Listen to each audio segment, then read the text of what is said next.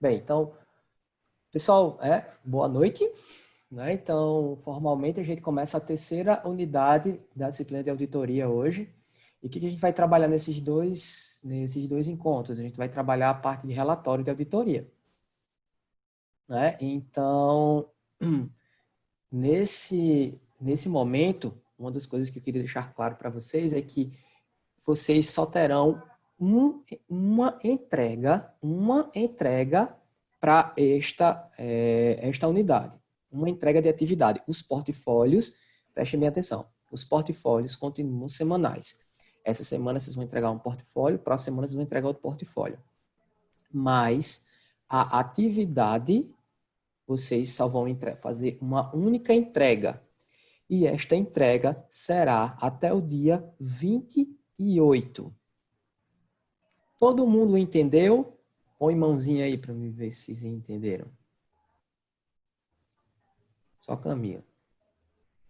Pronto. Chegando as mãos. Ótimo. Beleza. Entendido, então. Pronto.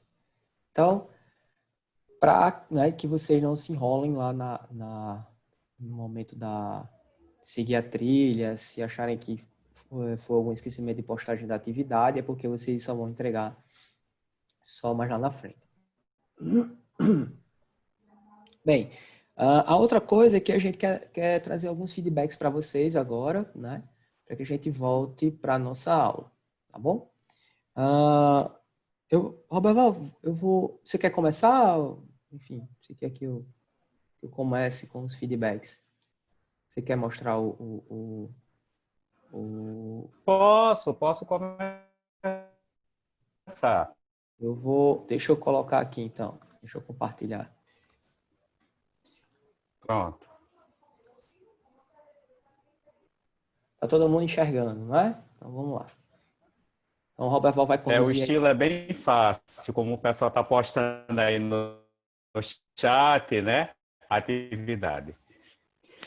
Nobres colegas, né? Não é novidade, né? Mas nós estamos, nesse momento pandêmico, passando por uma revolução geral na forma da gente andar a vida. E entre essas formas de andar a vida está a forma, inclusive, da gente trabalhar o ensino-aprendizagem, né? E o ensino-aprendizagem na modalidade remota, ele é bem diferente do que a gente chama do ensino presencial e do ensino EAD, que é o ensino à distância. Então, nós não estamos nem no presencial, nem estamos no ensino à distância. E o nosso curso, no seu projeto político-pedagógico, né, em toda a sua estrutura, ele foi pensado para ser desenvolvido num hibridismo, né? Um curso presencial, transformando-o numa modalidade remota, na qual nós temos os momentos síncronos e assíncronos. E uma das formas de nós conseguirmos avaliar a nossa evolução no ensino-aprendizagem é através do nosso portfólio. E o portfólio, gente, ele tem sido um recurso riquíssimo para nós percebermos, né, qual é a avaliação feita e poder dar essa resposta, esse feedback, né? O retorno para vocês de como é que está essa avaliação. Então, ao longo dessas últimas semanas, né, estamos na semana, nós estamos captando as impressões de vocês. E algo super interessante foi exatamente o que a gente conseguiu captar de vocês, né, a partir do que vocês registram no portfólio. Então, ó, aí nós temos esse material que está postado no Cigar, né, foi postado hoje, ele está demonstrando os apurados que a gente faz em relação ao que a gente capta, tanto das atividades que vocês desenvolvem, né, aquilo que vocês registram no portfólio, nas atividades avaliativas, nos materiais que são postados por vocês, naquele material que a gente trabalhou, né, que foi o nosso texto colaborativo, né, o wiki que a gente colocou lá, e foi super interessante, a gente está trabalhando uma construção conceitual. Algo que foi muito interessante, então, inclusive, né, e turma, no portfólio me perguntaram o que é operador cognitivo. Né? São conceitos que são utilizados, né, na área da epistemologia do conhecimento, no pensamento complexo, que tem a ver exatamente com a forma como a gente pensa. O nosso pensamento ele não é só linear, mas é um pensamento sistêmico, é um pensamento que é fundamentado na experiência, é um pensamento que é fundamentado no que a teoria, né, do pensamento complexo chama de circularidade. Então, a gente está o tempo todo revisitando o conceito. Isso foi com o conceito de tecnologia, né? Às vezes a gente pensa tecnologia do jeito e de repente a gente começou a pensar tecnologia dentro de uma nova abordagem, dentro de uma nova forma de pensar e de trazer esses componentes para a discussão do setor saúde, né? O teórico que nós trabalhamos foi Emerson Merri, para trabalhar, né, densidades tecnológicas, né, tecnologias leves, tecnologias duras, e foi isso que a gente foi captando a partir dos portfólios e a partir dos registros de vocês, né? Muitas pessoas referiram uma aprendizagem super legal desses conceitos, ter acesso a esse material, desses teóricos, artigos, né? Ter acesso a esses aportes, esses conhecimentos. Outra coisa interessante que a gente foi trabalhar foi as dificuldades, gente. As dificuldades que nós percebemos exatamente estão um pouco na questão das normas jurídicas, né? Nós trabalhamos com auditoria, muita norma jurídica, né? Nós temos uma fundamentação legal que é bem particular do setor saúde. Nós trabalhamos com aquilo que é regramento desde, se a gente fosse trazer aqui uma pirâmide da Constituição Federal, a gente passa por leis ordinárias, leis complementares, decretos, portarias, resoluções, instruções normativas, e tudo isso faz com que a gente tenha uma complexidade muito grande do pensamento e no desenvolvimento das ações de saúde, e entre elas as ações de auditoria. Algo que também foi citado é exatamente a dificuldade que a gente tem com os parâmetros assistenciais, né? E algumas pessoas nas atividades citaram, gente, foi super interessante, a riqueza do material de vocês, colocando a crítica tanto em Recaminho, como colocando a crítica também na imersão que vocês fizeram com o caso em São Gonçalo do Amarante, referindo, né, que a cobertura da estratégia de saúde da família estava além ou estava aquém. Então, foi super interessante vocês visitarem os parâmetros. Mas outros referiram dificuldades com o trabalho com parâmetro. Então, isso a gente vai também, ao longo do tempo, a gente vai tentando trabalhar com vocês essa questão dos parâmetros assistenciais na portaria 1631 de 2015, o caderno, que é o anexo que trata exatamente desses parâmetros, que a gente precisa estar afinado com eles, né? Outras dificuldades que foram apresentadas foram relativas, isso é bastante particular e natural, gente, financiamento.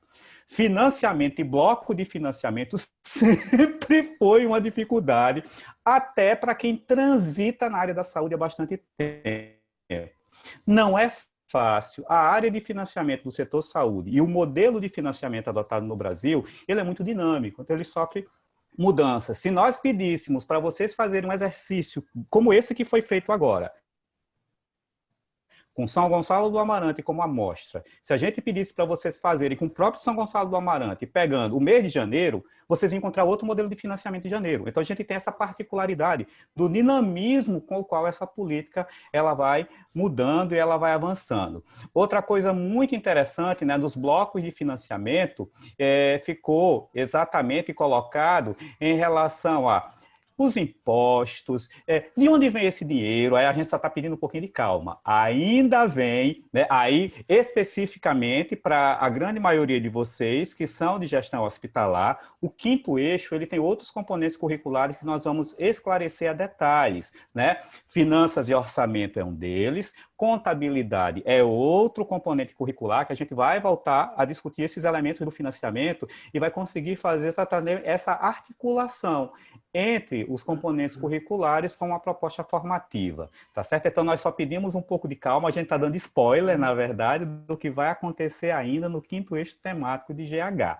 certo? Mas, para aqueles que não são de GH, estão pagando este componente curricular, nós também vamos trabalhar a suficiência necessária para trabalhar com esses blocos de financiamento. Como eu falei no início, não é fácil trabalhar com essas questões do financiamento, que tem uma mudança muito grande, envolve um poder decisório, envolve uma distribuição de poder, além de distribuição de recursos, sempre é algo muito sensível de se discutir nesse país, sobretudo quando trata de descentralização. E aí uma outra questão, as críticas, né? E, gente, é muito bom as devolutivas de críticas também, relativas à extensão das aulas. E aqui eu peço a oportunidade de fazer o meia-culpa, né? Que eu liberei naquele outro encontro às 22 horas. Nós temos exatamente esse tipo de preocupação com a densidade do material que a gente está trabalhando, a complexidade que precisa cumprir. Então, vai ser um esforço que a gente vai cumprir coletivamente. Tá? Está sendo novidade também para a gente trabalhar nesse formato, mas a gente vai procurar cumprir para não fazer passar por um orifício muito pequeno um volume de água muito grande. Então, é um vertedouro muito grande de conhecimento, de experiências que a gente vai tratar.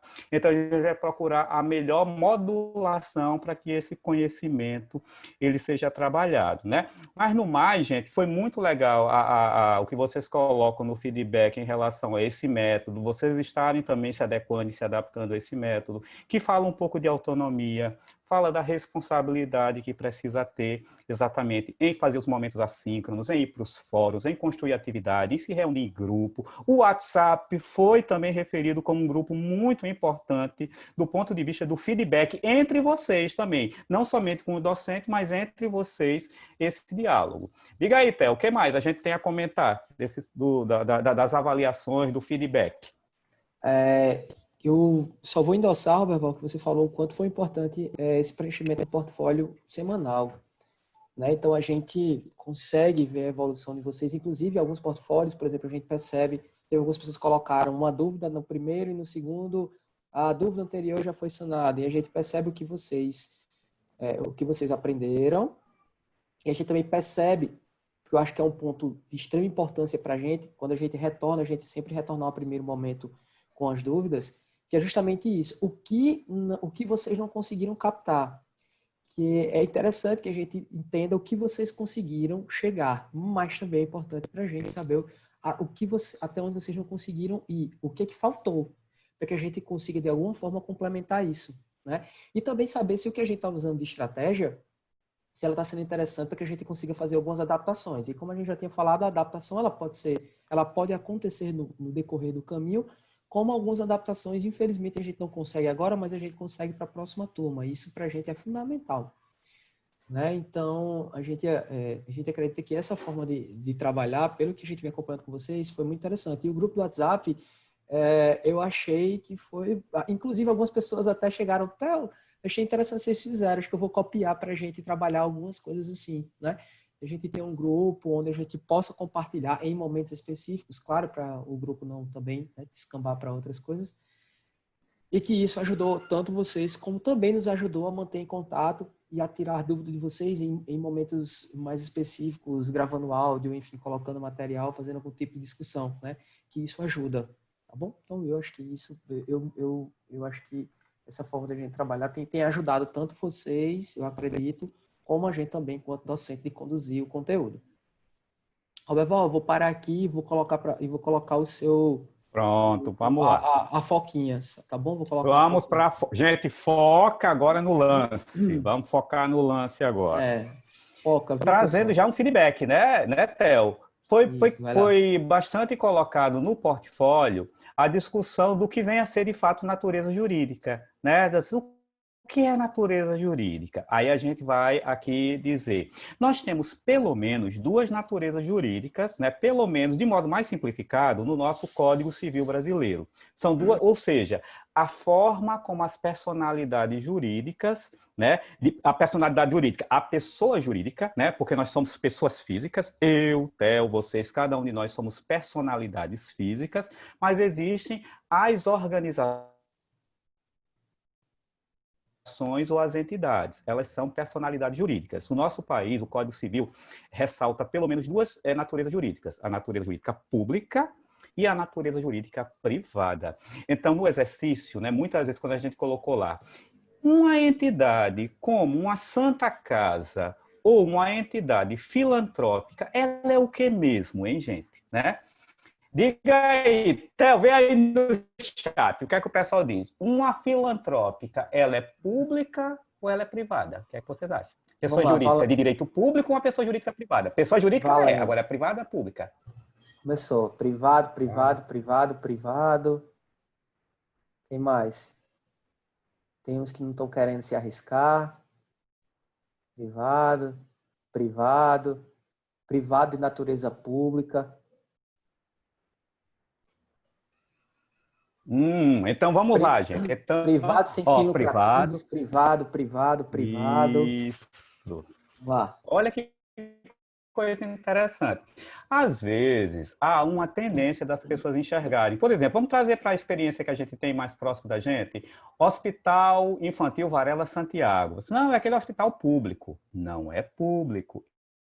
Ele é privado, ele é uma entidade sem fins lucrativos, de natureza filantrópica. Então, os filantrópicos, eles não são públicos. Inclusive, por exemplo, Belarmina Monte. Vocês olharam a ficha do CNES, do Cadastro Nacional de Estabelecimento de Saúde, vocês vão ver lá, o Belarmina Monte tem algo em torno de 70 leitos, né? 60 e poucos para 70 leitos.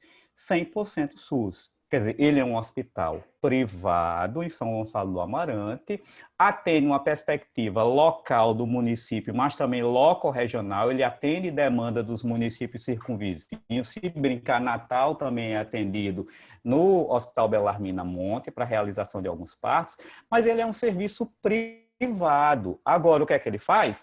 Ele tem uma finalidade pública, ele trabalha como se público fosse. Então, as personalidades jurídicas, elas podem ser públicas, como podem ser privadas. Agora, as personalidades privadas, elas têm também uma caracterização e uma classificação. Eu posso ser privado lucrativo, aí vem as empresas, aí vamos supor aqui hospitais como Hospital Rio Grande, né? Hospital São Lucas, que nem vinculação com o sistema de saúde tem, né?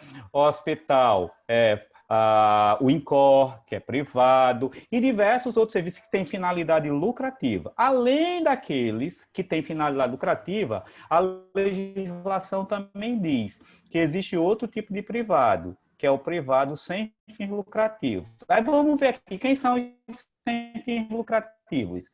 Sindicatos são sem fins lucrativos. Entre aspas, vou dizer entre aspas, viu, gente? Cooperativas. Cooperativas, no seu estatuto, ou seja, estatutariamente, elas não têm finalidade lucrativa. É diferente de algumas cooperativas que nós temos conhecimento, né, no setor saúde, especificamente, que é de contratação diversa daquela que é a contratação para os entes com finalidade lucrativa. E ainda, gente, tem a terceira categoria, que são os sem fins lucrativos, que é isso que a gente falou, e tem os filantrópicos. Então, o filantrópico, ele existe exatamente, praticamente, para cumprir uma finalidade que é do setor público, mas que ele não está em condição de realizar. Pensando nisso, nós idealizamos aqui um quiz. Vamos saber como é que a gente está. Foca aí no quiz. Vamos para a primeira pergunta.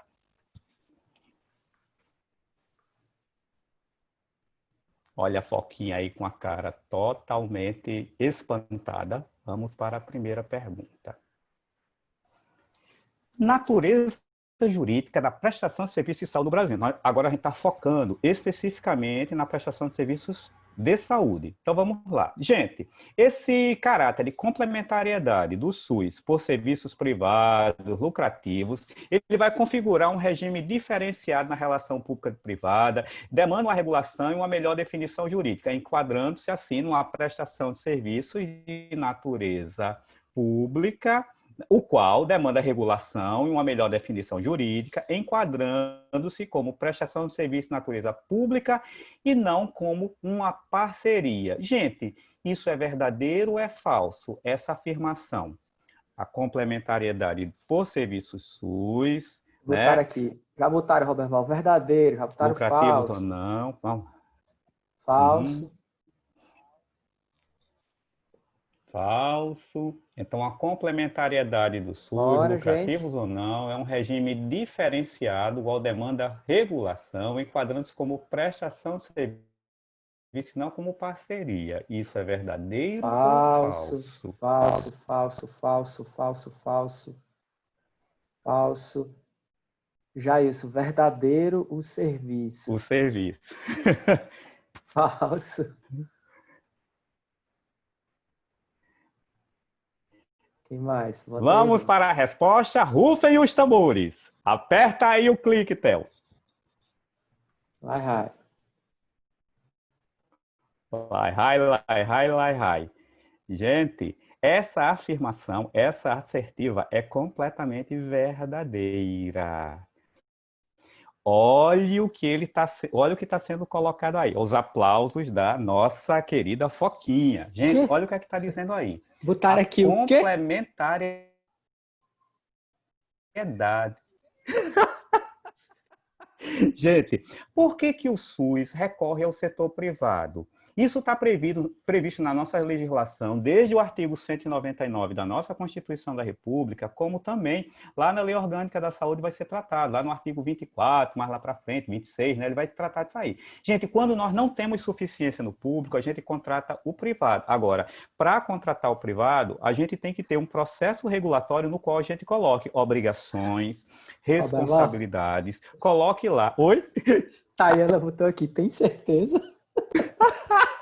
Gente, olha aí, enquadra-se como prestação de serviço de natureza pública. E não. Gente, o que é uma parceria? Me diga uma coisa, se a gente fizer uma parceria, a gente assina algum documento que coloca obrigatoriedade entre as partes. Tipo, eu preciso que o Hospital Rio Grande ceda para o público do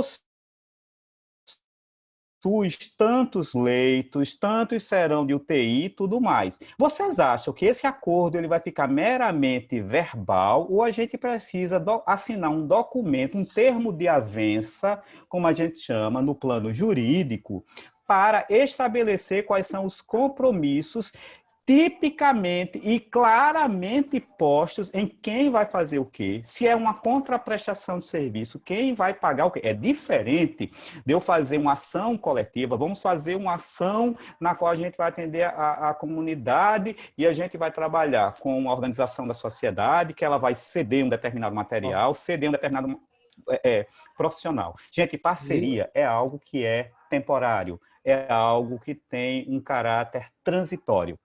Isso, Roberval, Jair, ele colocou aqui uma coisa que é interessante, é esse o pensamento mesmo, Jair. Quem está prestando serviço, ele é um serviço privado, mas o serviço que está sendo prestado é para a esfera pública. A esfera pública contratou o serviço privado. Então, ele vai atender a demanda do público. Ele não vai... A outra demanda que ele atende, que é a parte suplementar, então, só lembrando, a gente tem um serviço que faz uma complementariedade do serviço público e, ao mesmo tempo, ele faz uma suplementação do serviço de saúde do nosso país. Então, essa complementação o serviço está sendo ofertado, ele é um serviço público, muito bem colocado por verbal, documentado. Né? Lembra que existe um contrato para isso. Lembram da aula que até para que a gente possa fazer essa contratação, essa contratualização, na verdade, a gente tem até que fazer o quê? A gente tem que observar como é a nossa rede, né? Vai, meu irmão, continua. Aí, tá vendo, gente? Então, por isso que está, de certa forma, aspeado aí a complementariedade. Então, eu não tenho ofertado na minha rede própria, pública. O que é que eu faço? Eu lanço mão de uma proposta de chamar o setor privado, e aí tem uma ordem. Qual é a ordem que a legislação coloca para a gente? A gente procura, primeiro, entre os filantrópicos, depois a gente vai para os sem fins lucrativos, que, como a gente falou, seriam os sindicatos, as ONGs, as associações, as fundações e cooperativas. Em última instância, se não existir suficiência pública ou nesse privado, filantrópico sem fins lucrativos, aí é que a gente vai para aquele com finalidade lucrativa. Então, sempre será nessa gradação, vamos dizer assim, tá certo? Então, mas o privado trabalha como se público fosse, tá certo? Então, é assim que a gente tem que trabalhar. Menino, Como é que é? Tem uma... Já está rindo, viu aí? Já está rindo. Passa. A Foquinha aplaudindo. Pode passar. Segunda questão. Bem curtinho, gente, só para a gente fixar alguns conhecimentos que são de base. Então, vamos lá. A complementariedade de serviços no setor saúde, mediante contrato ou convênio, ela pode ser definida como uma parceria ou fomento? Verdadeiro ou falso? Complementar um serviço assinando para tal um termo de avença chamado contrato ou convênio é a mesma coisa que a gente fazer uma parceria ou um fomento? E aí? Isso já foi, de certa forma, respondido respondido na questão anterior. Falso. Isso. Por que, gente, é falso isso? Agora vamos utilizar a nossa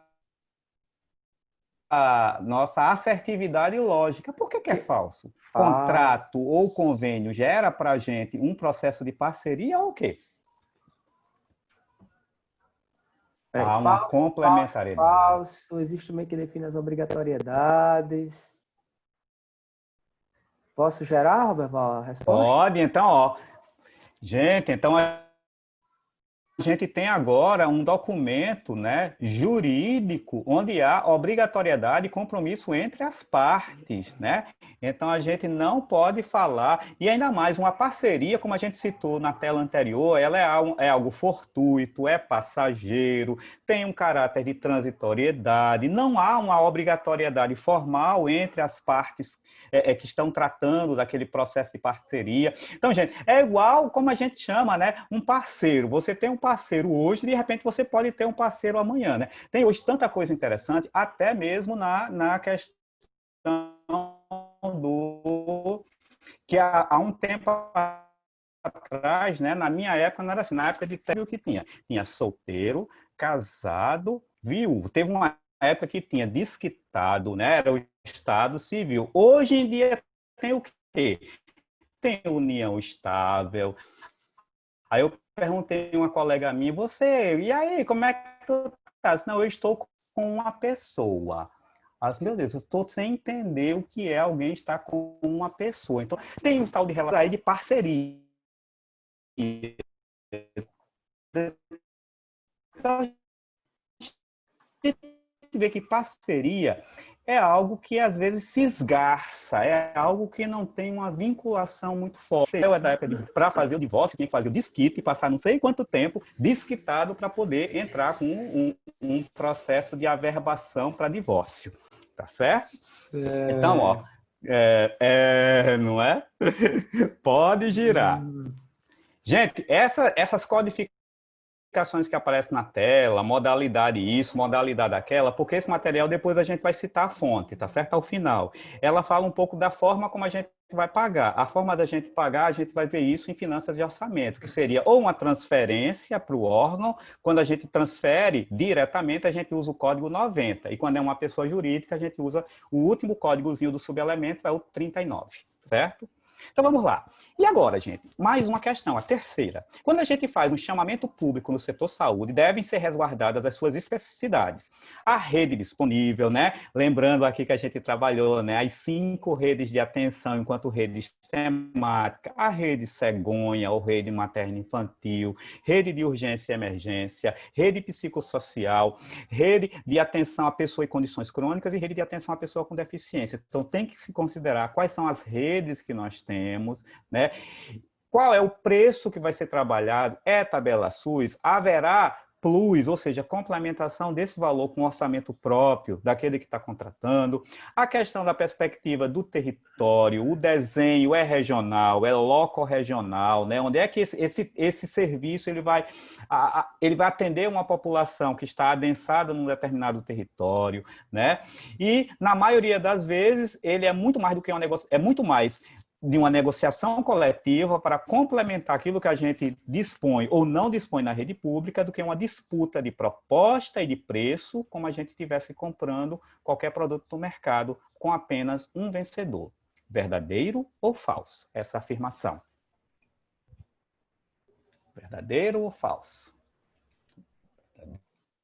Verdadeiro, verdadeiro, verdadeiro. Gente, muito interessante. Vocês viram a situação em São Gonçalo do Amarante. Estou aproveitando para fazer o comentário, né?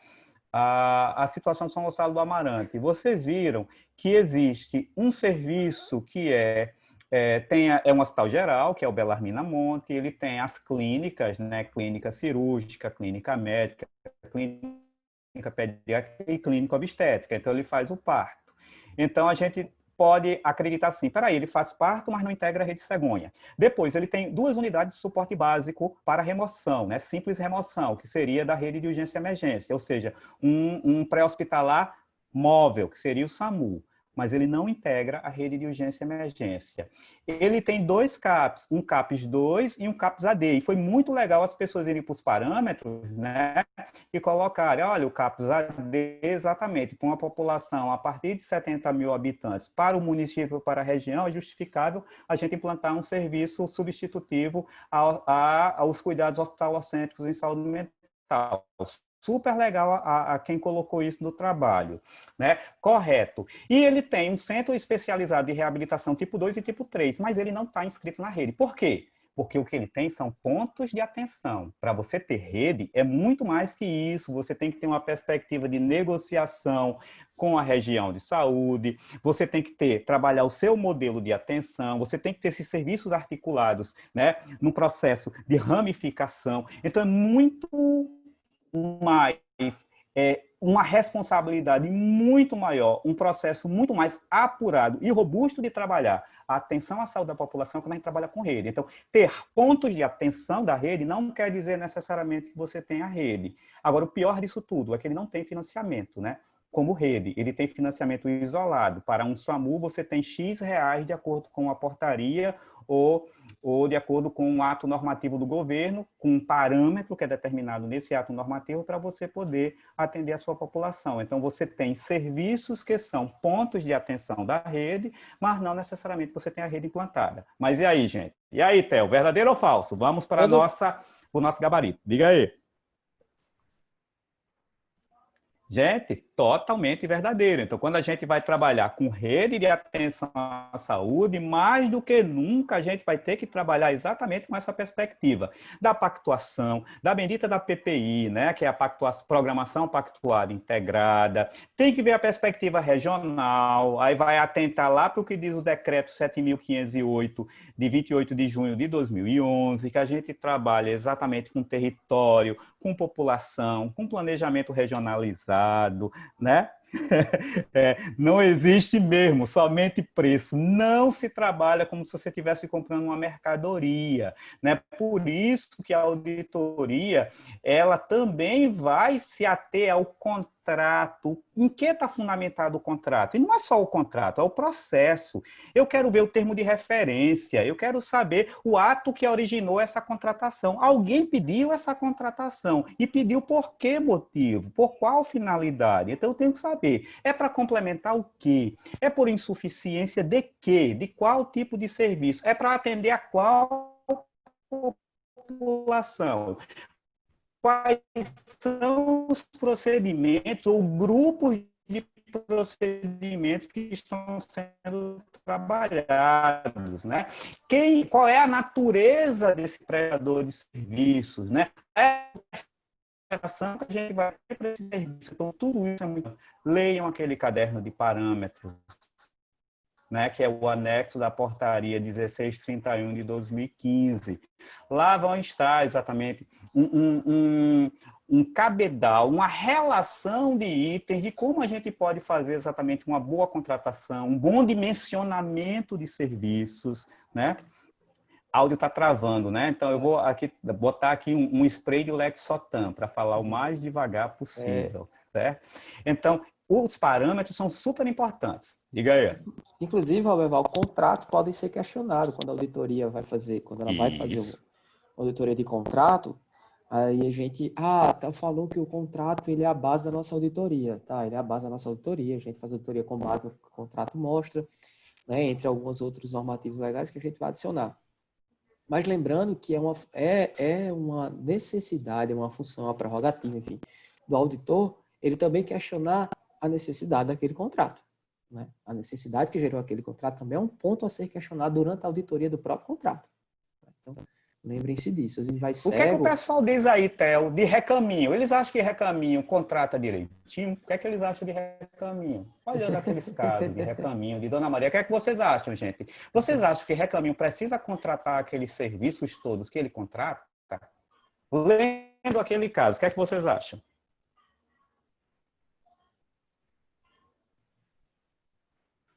Tá todo mundo calado. Ninguém digitou nada.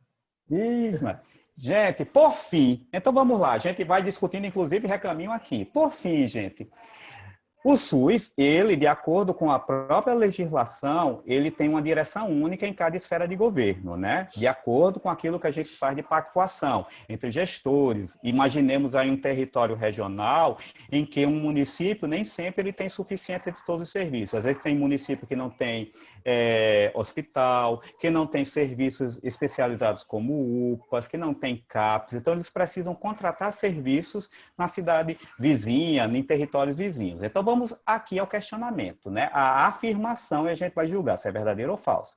A direção única em cada esfera de governo, de acordo com as pactuações intergestores, permite que um município adquira serviço de outro município. Verdadeiro ou falso? Verdadeiro ou falso? Jair, tenha Né? calma. A direção é A única. A nota do cigarro tá só, a nota do cigarro tá só oculta, viu, Jailson? Verdadeiro, Se verdadeiro, responder verdadeiro, errado, a verdadeiro, gente dá verdadeiro. tempo, a gente dá tempo de errar. A gente dá tempo de alterar a nota, né, Theo, do cigarro ainda. Tá oculta só a nota. Verdadeiro.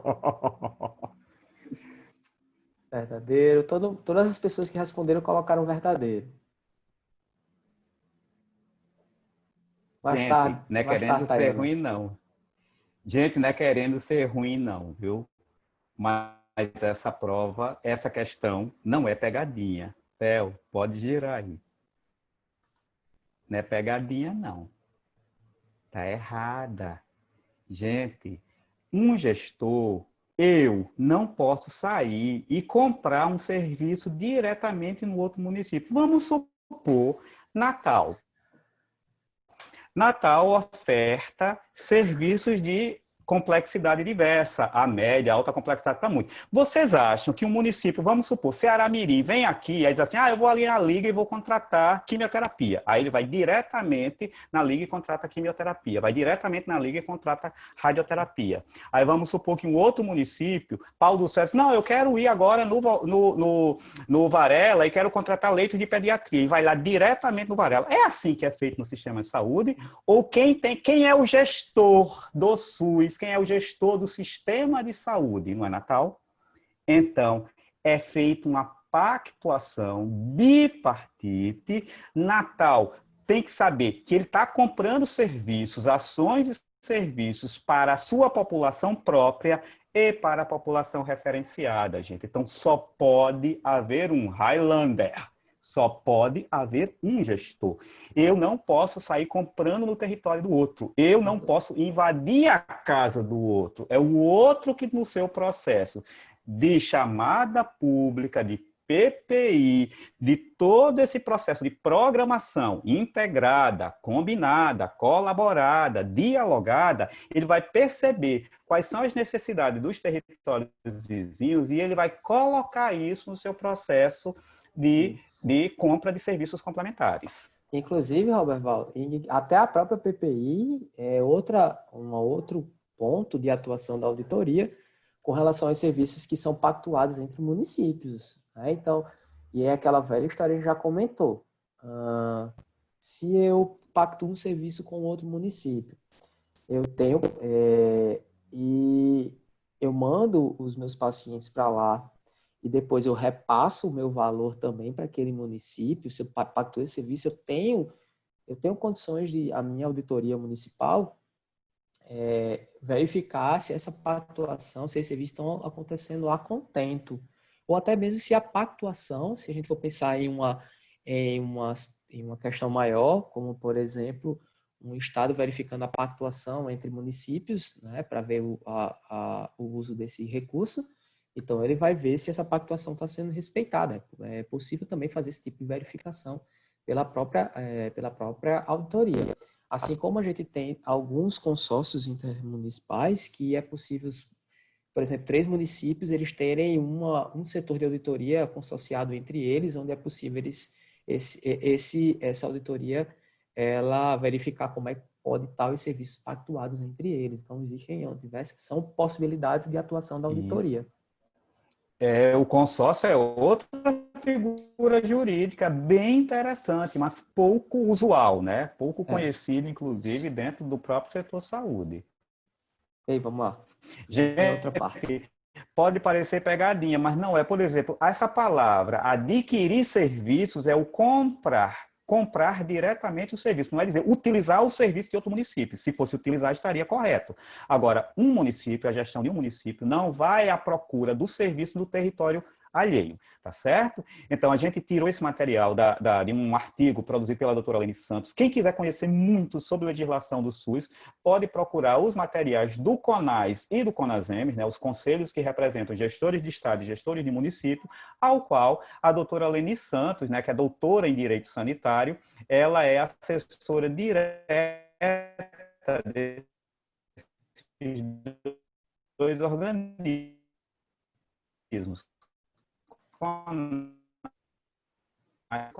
além de fazer funções frequentes todo domingo é publicado um artigo chamado de Domingueira da Saúde. E essa Domingueira da Saúde, ela vai diretamente para o seu e-mail com materiais atualizadíssimos de senso crítico, de análise técnico-jurídica de bastante suficiência para as pessoas interessadas na área de gestão em saúde. Então, é recomendado. Vá lá no cadastro do IDISA, IDISA, Instituto de Direito Sanitário. Bem, eu já vou pegando engancho aqui, gente, com as dúvidas que tinham surgido. Eu peguei isso aqui, trouxe hoje para o Word, que foram algumas dúvidas que surgiram dos outros momentos que a gente teve também, né? E foram algumas perguntas que surgiram, que eu acho que é interessante a gente sanar essas dúvidas aqui, tá bom? Tem algumas aqui, eu vou tentar, né, responder isso aqui para vocês, para, né, a gente já seguir o próximo conteúdo. Deixa eu ver aqui. Então, por que a glosa só é relacionada com alguns dos profissionais? Não entendi bem a pergunta, mas assim, a glosa, ela não é relacionada só a alguns profissionais. A glosa pode existir para qualquer serviço profissional dentro da área, aqui, no caso, a gente está falando dentro da área da saúde, para qualquer tipo de serviço profissional. Inclusive, para ser, por exemplo, serviços de apoio como serviço de limpeza. É um serviço que a gente pode auditar e pode ocorrer a glosa para aquele tipo de serviço. Agora, a glosa, ela vai acontecer para aquele serviço o qual a auditoria ou o controle, enfim, a auditoria está atuando, né? Então, ela não é... Deixa eu ver aqui, acho que alguém colocou alguma coisa no chat. Estou perdendo muito do áudio. Enfim, foi Elécia falando, está perdendo um pouco do áudio. Então, a glosa, ela é relacionada a diversos profissionais, tá bom? O que a gente definiu da outra vez, que eu acho que pode ter sido uma confusão, é que somente 3 profissionais eles podem fazer solicitação de autorização de AIH, mas isso é no caso da AIH. A glosa ela não está centrada somente na AIH, tá bom? Ela está centrada em qualquer tipo de serviço onde a gente tenha repasse financeiro, né? Então, sei lá, se eu vou comprar carne para ofertar para os hospitais, e eu sou um ente público que eu tenho hospitais na minha rede e eu faço um contrato com um prestador de serviço para, né, ofertar carne. Aí a carne tem a determinação dela, carne de primeira qualidade, não sei o que, não sei o que, não sei o que mais lá. E aí eu vou ver que a carne está sendo repassada, carne de terceira. É glosa. É glosa, é quebra de cláusula contratual, é glosa, né? Então, vamos lembrar, né, com relação a isso. Então, a gente falou desses 3 profissionais, mas é porque a gente está falando da IH específica, tá bom? E algumas pessoas colocaram que não entenderam bem as aplicações das glosas. Então, relembrando, a glosa é aquele repasse que não é feito. É o repasse que não é feito. Não é aquele ressarcimento que a gente tem, é o repasse que não é feito. Por que que não é feito? Por alguma coisa que não foi cumprida de acordo com o contrato anterior. Uma contratualização, ou seja, com algum instrumento, né, que diga que um serviço deveria ser prestado. Então, o que é que acontece? Essas glosas elas podem ser utilizadas como forma de monitoramento, e principalmente nas unidades, eu gosto de colocar isso muito nas unidades prestadoras de serviços de média e alta complexidade. Como é que elas podem ser, além da glosa acontecer, toda a glosa ela tem um motivo. Por exemplo, gente, um exemplo é simples e acontece direto, e não sei por que as pessoas ainda teimam em permanecer nesse erro. Glosas de prontuários de pacientes que não têm seus dados completos. Como assim? Glosas de paciente que não tem dado completo. Por quê? Não, porque o profissional não bota o nome completo, não bota isso, não bota isso, aquilo, outro, não bota a prescrição completa, enfim, não tem dado completo, não é? E existem vários motivos de glosas para essas situações. E aí, como é que a glosa funciona nesse sentido? Imagina aí se eu tenho, sei lá, 1000 AIHs e 1000 AIHs, 80 AIHs passaram por isso, foram glosadas por causa disso. Bem, eu já sei que eu tenho um problema de preenchimento de prontuário. O que que eu vou fazer? Eu vou pegar essas 80 glosas feitas no mês tal. Então tá aqui, 80 glosas. E eu tenho geralmente, eu tenho em média 1000 e poucos EHs que mensalmente eu consigo, né, faturar. O que acontece? Eu tenho esse problema. Eu vou agir aonde? Eu vou ficar só tentando reverter a glosa ou aceitando a glosa? Não. Para que vai servir a glosa aqui? A glosa vai servir para me detectar esse problema de preenchimento de prontuário. O que é que eu preciso fazer? Preciso traçar uma ação para quê? Para resolver esse problema de preenchimento de prontuário. Quando eu resolvo esse problema de preenchimento de prontuário, consequentemente, o que é que vai acontecer com essa glosa? Ela tem que diminuir. Neste quesito deste tipo de glosa. E isso vai servir para os outros, né, para os outros quesitos de glosa. Então, a glosa ela serve para você utilizar os motivos de glosa como forma de monitorar a qualidade do serviço que você tem, né? O que é que você tá, onde é que você está falhando, né? Então, é uma das formas de você trabalhar é a glosa. E eu não sei por que até hoje as pessoas nunca enxergaram, né, a glosa como uma forma de fazer esse monitoramento, tá bom? Então, selo de certificação não é para hospital, mas para serviços de apoio. Isso, né? Então, a gente tem um serviço, os selos, aí a gente está falando da ONA, viu, gente? ONA. A ONA, ela faz a certificação de serviços de apoio, né? E aí eu vou já abrir aqui para fazer uma resposta só para o site da ONA. A auditoria não é um serviço de apoio de unidades hospitalares, ferramenta de apoio? Não.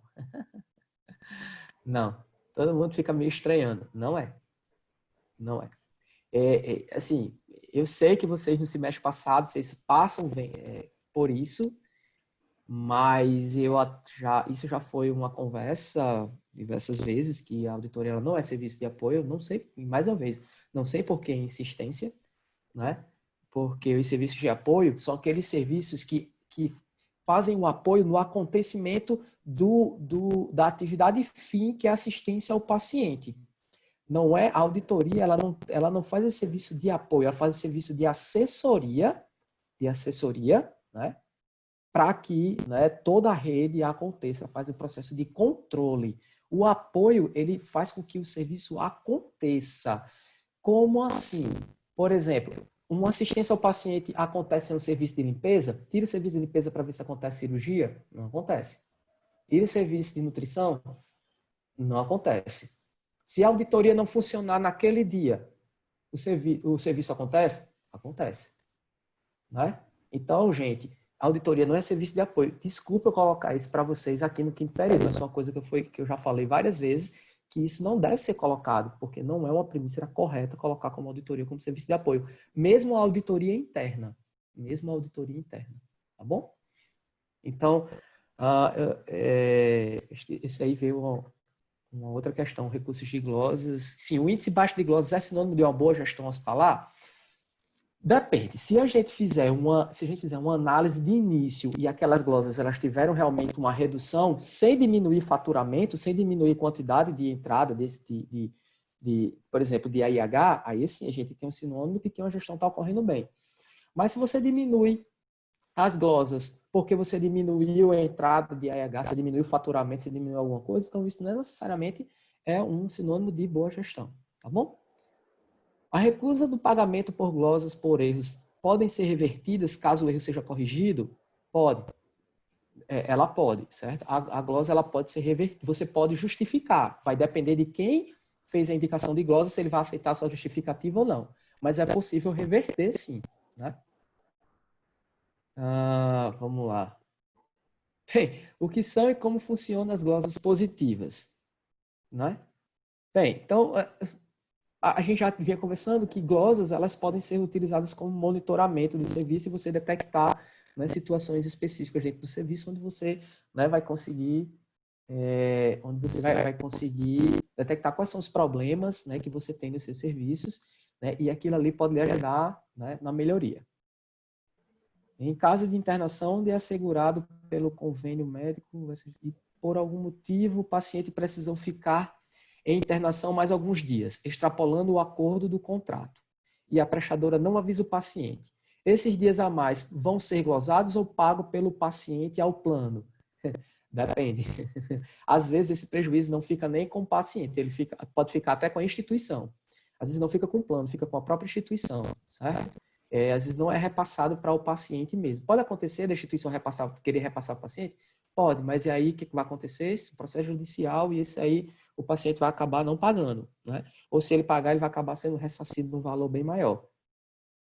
Mas isso aí pode ser glosado? Pode. Pode não ser glosado também? Pode. Né?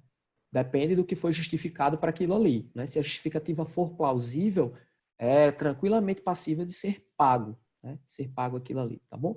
Principalmente você imagina só, né? Você vai fazer uma cirurgia e você complica. E aí você ia passar 2 dias de internação, mas você passou mais dias de internação, você teve alguns dias de UTI, o seu pacote não estava cobrindo aquilo, de repente você passou para outro pacote. Né? Então isso pode acontecer. Eu falo já do prazo de validade, certo? Então, é a situação em que a organização de saúde possui uma demanda aberta. Se ela ultrapassa o limite estabelecido em contrato, o que acontece com as glosas? Deixa eu ver se eu entendi. Em uma situação em que a organização de saúde possui uma demanda aberta, vem direto, né? Se ultrapassar o limite estabelecido em contrato, aí entra em quê? Reconhecimento de dívida. Né? Não necessariamente é feito logo a glosa. Né? Principalmente se for entre a relação entre um público e um privado, pode entrar no processo de reconhecimento de dívida. Né? E aí todo o processo de reconhecimento de dívida para a gente saber se realmente vai ser passível de pagar né, ou não. Na verdade, o que a gente tem aqui não é uma questão de glosa, porque é um repasse que alguém estava esperando receber, mas dentro do contrato ele não está descrito. E lembrando, né, Theo, que o contrato é um documento que ele vai balizar também esse processo Isso. relacional entre quem compra e quem vende, principalmente se é privado com finalidade lucrativa. É um processo de compra e venda, né? Bem, um outro ponto aqui, foi só que eu achei interessante, é que o pessoal, né, colocou algumas coisas sobre glosas lineares, glosas não lineares, e acharam em outros textos. A gente pode até procurar algum outro material e adicionar lá para a gente até não se estender bastante. E que eu achei interessante porque, assim, porque eu trouxe para cá, porque isso, eu vi que vocês se estimularam até a procurar alguns outros lugares. Só lembrando, nosso papel enquanto docente, principalmente no momento que a gente está vivendo hoje, não é mais ser o centro de uma sala de aula. Nós somos os responsáveis pela condição do aprendizado de vocês, né? Então, nós somos atores aqui que a gente tem, não somos nós, vocês como espectadores. Na verdade, a gente está tentando conduzir vocês, né? E a gente tem um processo de aprendizado mútuo, tá bom? Então, só lembrando disso. Por um pouco mais de experiência que a gente tem, a gente está tentando trazer um processo de condução adequado. Bem, com relação à parte da ONA, deixa eu só colocar aqui para vocês. Deixa eu ver aqui.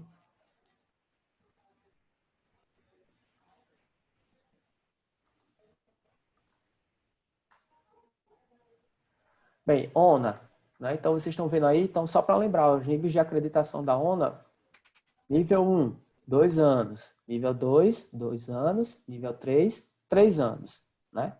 Então só para lembrar essa questão da ONA, isso eu estou falando ONA, não são outros serviços, é ONA, tá bom, gente? E aqui a gente tem os padrões, os serviços, não, cadê? Qualificação,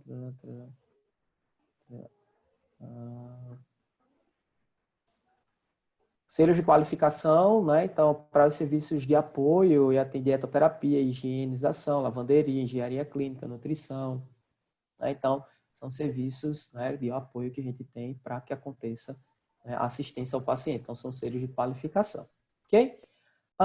Uma outra coisa que eu queria mostrar para vocês, e como ficou, né, além isso aqui é aquela wiki colaborativa que a gente estava fazendo, ficou bem legal. Vocês estão conseguindo ver a wiki?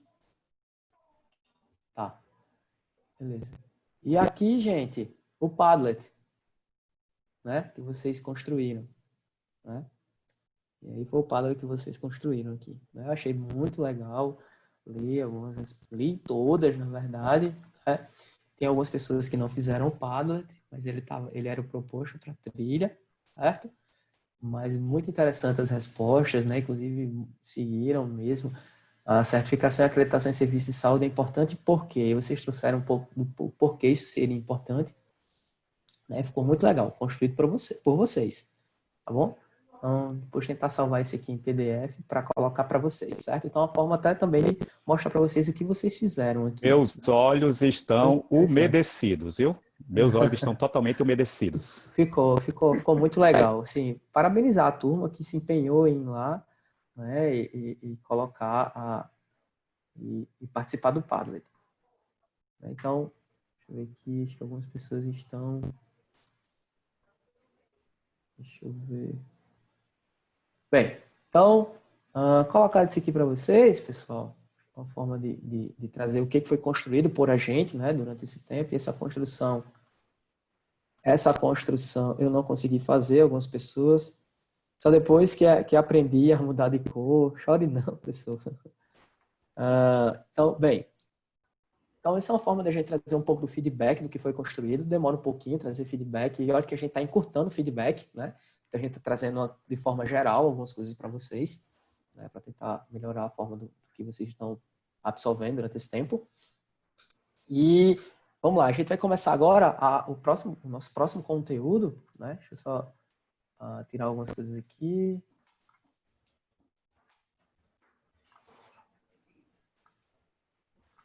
Bem, então, nosso próximo, né, o último conteúdo, deixa eu ver se é esse daqui.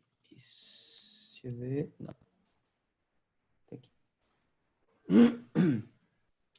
Eu coloco ele como fases do processo de auditoria, pessoal, porque a gente aqui, quando a gente fala de relatório, não tem como a gente falar de todo o processo de auditoria que acontece, tá bom? É meio impossível a gente não falar. Antes do final do prazo, já tirou a câmera dele que ninguém quer aparecer. Mas depois a gente pede a câmera e a gente tira até uma foto, até no último dia, né?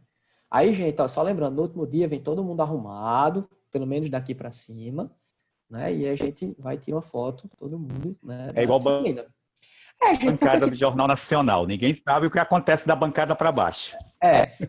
todo mundo, eu tava olhando, todo mundo das turmas tira foto, só de auditoria que não tirou. Eu disse, não, peraí, aí já é Pia, demais, olha, eu visto a camisa da auditoria. né? Aí, ó, tá vendo? Então a gente tem que, né? A gente tem que fazer isso esses dias, né? Bem, então vamos lá. Então, a gente começa o nosso novo conteúdo. Eu espero que dê certo a gente conseguir trabalhar ele. Lembrando que hoje está programado para a gente tentar ver se entra nos grupos, pelo menos para a gente iniciar o processo de trabalho dentro dos grupos. Né? Estão lembrados disso? Né? Então, a gente vai já entrar na parte dos grupos. Né? Mas, antes disso, eu vou entrar com um pouco de conteúdo para vocês. Né? A gente vai ter 2 dias de conteúdo hoje e na próxima terça-feira e 2 dias de trabalho em grupo mesmo. Já fizeram a chamada. Bem lembrado, Jair. Eu tinha colocado aqui o ícone presença e ainda não tinha solicitado. Gente, antes de eu falar, a Fernanda levantou a mão. Fernanda, se quiser abrir seu microfone para falar, pode falar. É isso?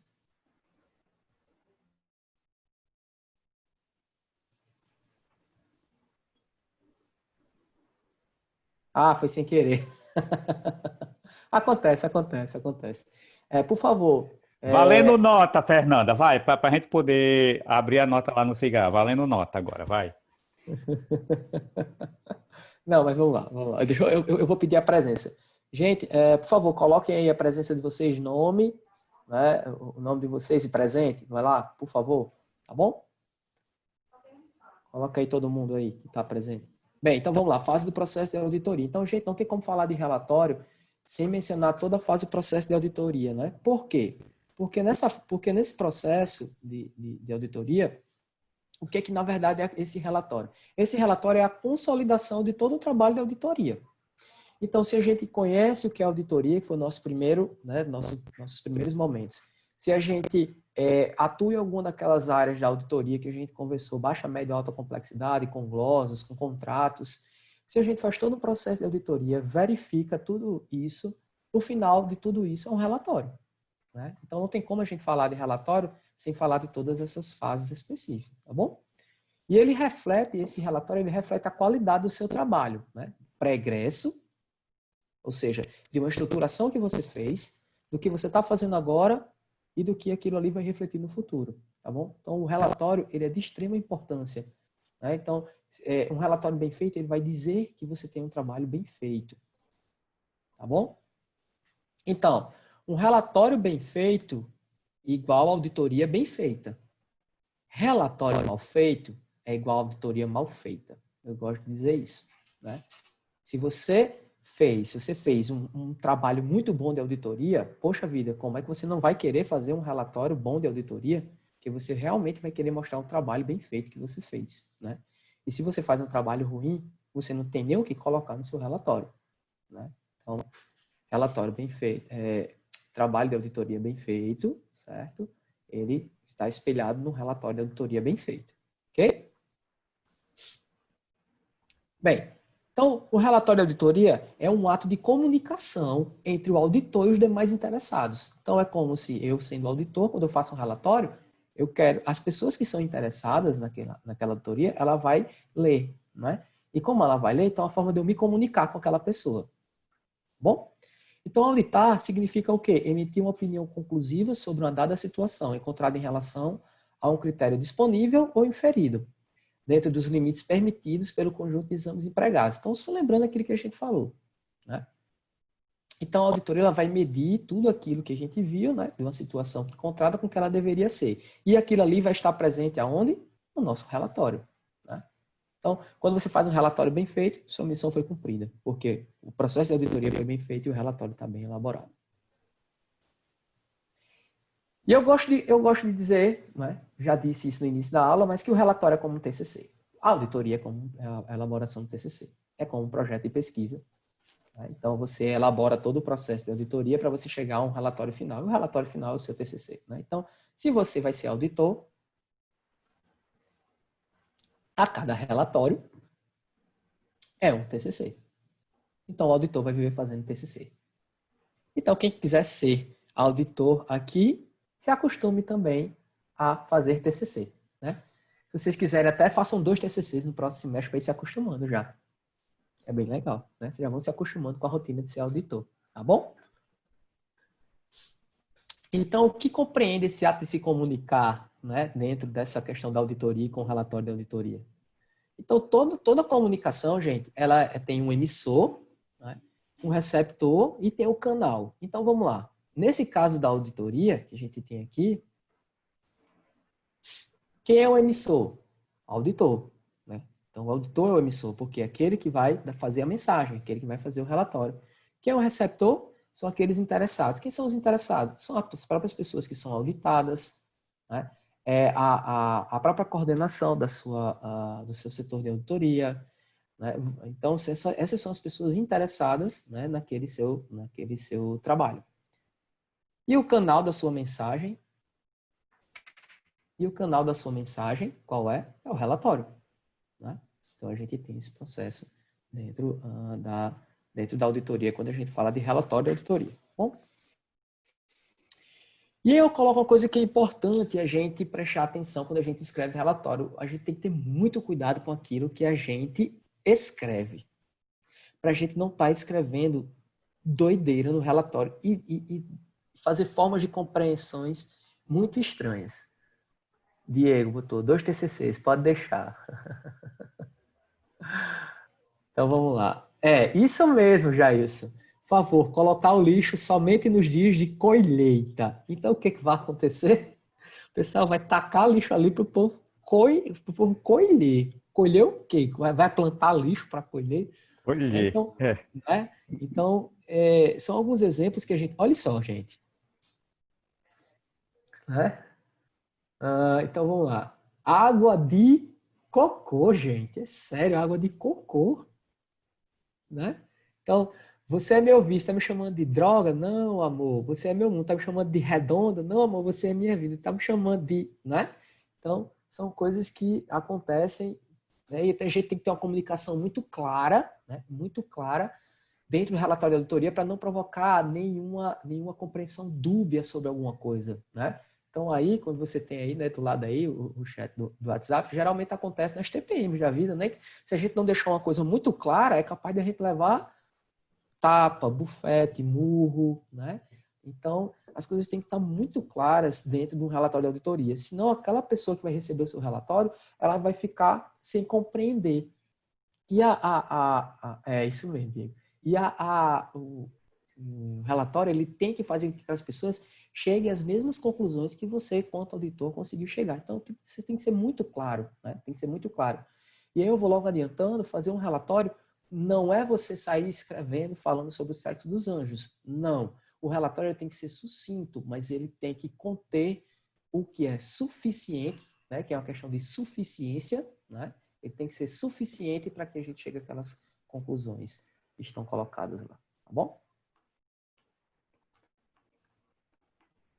Bem, e aí tem algumas coisas que a gente não deve estar, né, aceitando no nosso relatório, que é ter mensagens ambíguas, né?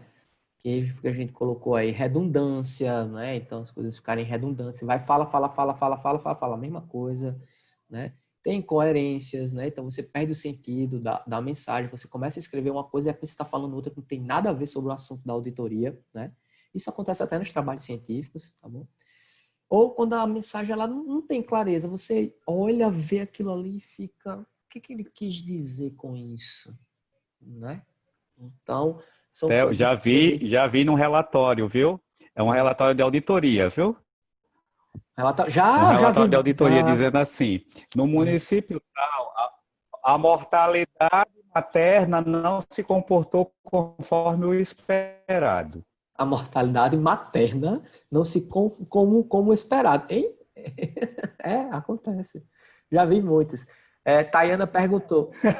É o quê? Tayana perguntou, cadê Raíssa? A porta está trancada, Tayana. Então, se ela for bater em mim, é só mais tarde. Eu disseram que já batesse na cabeça, porque não aparece aqui na filmagem. Na cabeça, nas pernas, né? Aí não aparece, não. Acho que ela não escutou, não. Espero eu. Bem, então vamos lá. Gente, eu vou postar esse vídeo depois para vocês, para que vocês possam ver uma questão de comunicação, né? E às vezes a gente tenta se comunicar com as pessoas e a gente, pelas palavras que a gente coloca, aquela comunicação não sai efetiva, né? Então, são coisas que a gente precisa ter muito claro na hora de elaborar um relatório. Tá bom? Bem, quando vocês tiverem lá o PDF, vocês vão ver sobre essa questão aqui, né? O portal da auditoria, ele traz informação e comunicação essencial para o bom funcionamento dos controles. Então, ele traz a necessidade fundamental de relatórios de auditoria sejam elaborados, né, com qualidade, né, para que a gente tenha um bom funcionamento dos controles. Se eu vou controlar de forma adequada, né, a partir dos relatórios de auditoria, eu preciso que esses relatórios sejam bem fundamentados.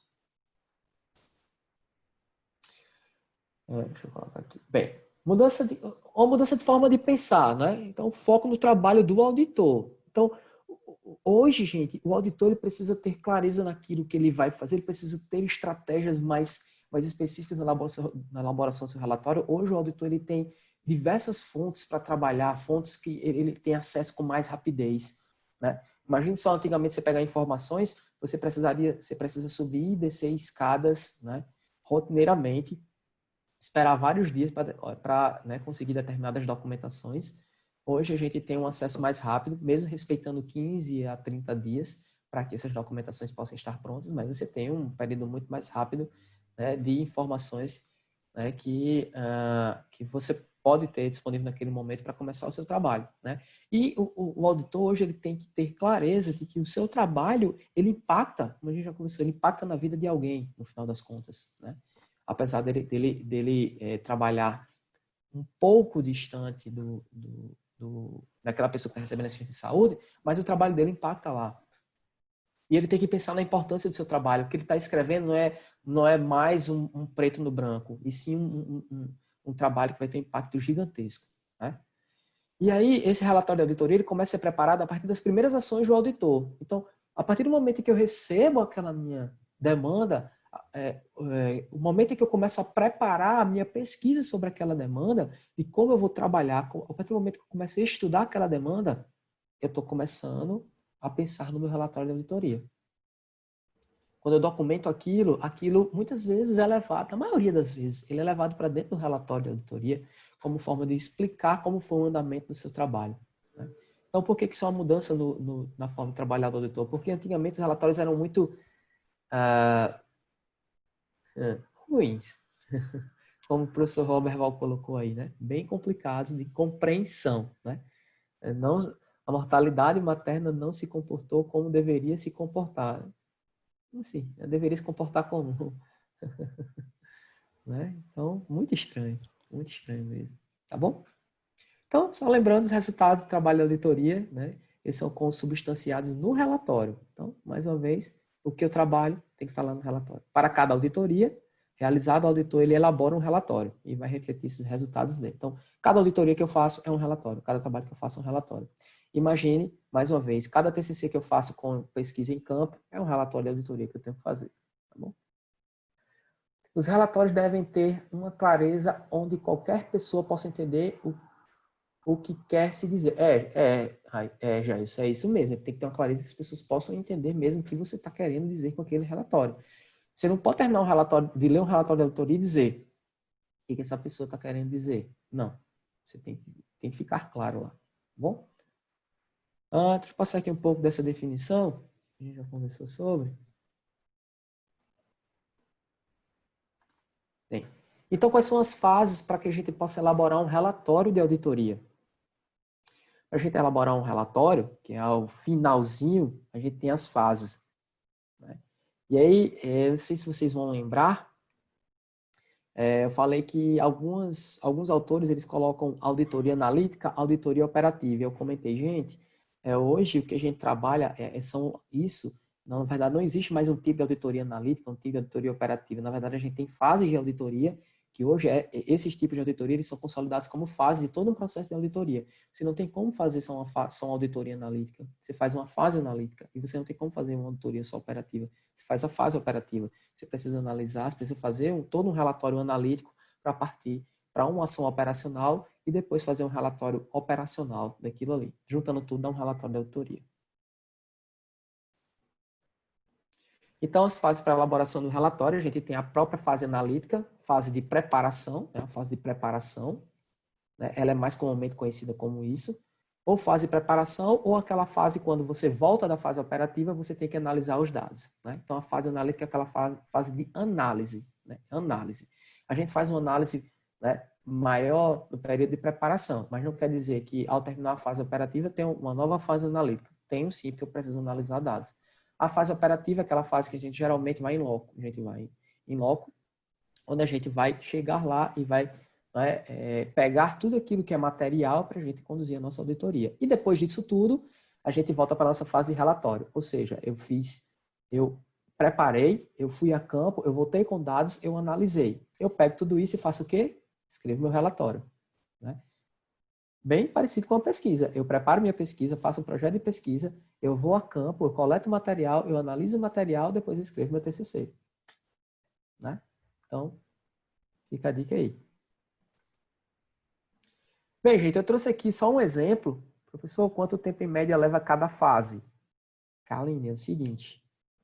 Quem vai estipular isso é a equipe de auditoria, depois de uma fase analítica, depois, né, de uma primeira fase analítica, porque depende muito da demanda. Imagine só se você precisar fazer uma auditoria em os prontuários de pacientes que foram cirurgiados no período de 2011. Imagine um ano todinho para você fazer uma análise de um paciente desse, né?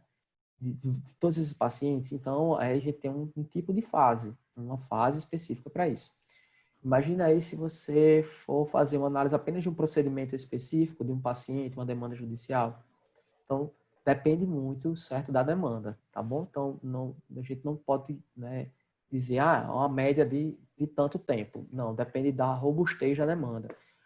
Por exemplo, pessoal, eu já recebi demandas onde, tem um processo para auditoria. Tá, cadê o processo? Tá aqui. 2 carrinhos carregando o processo. 2 carrinhos carregando o processo.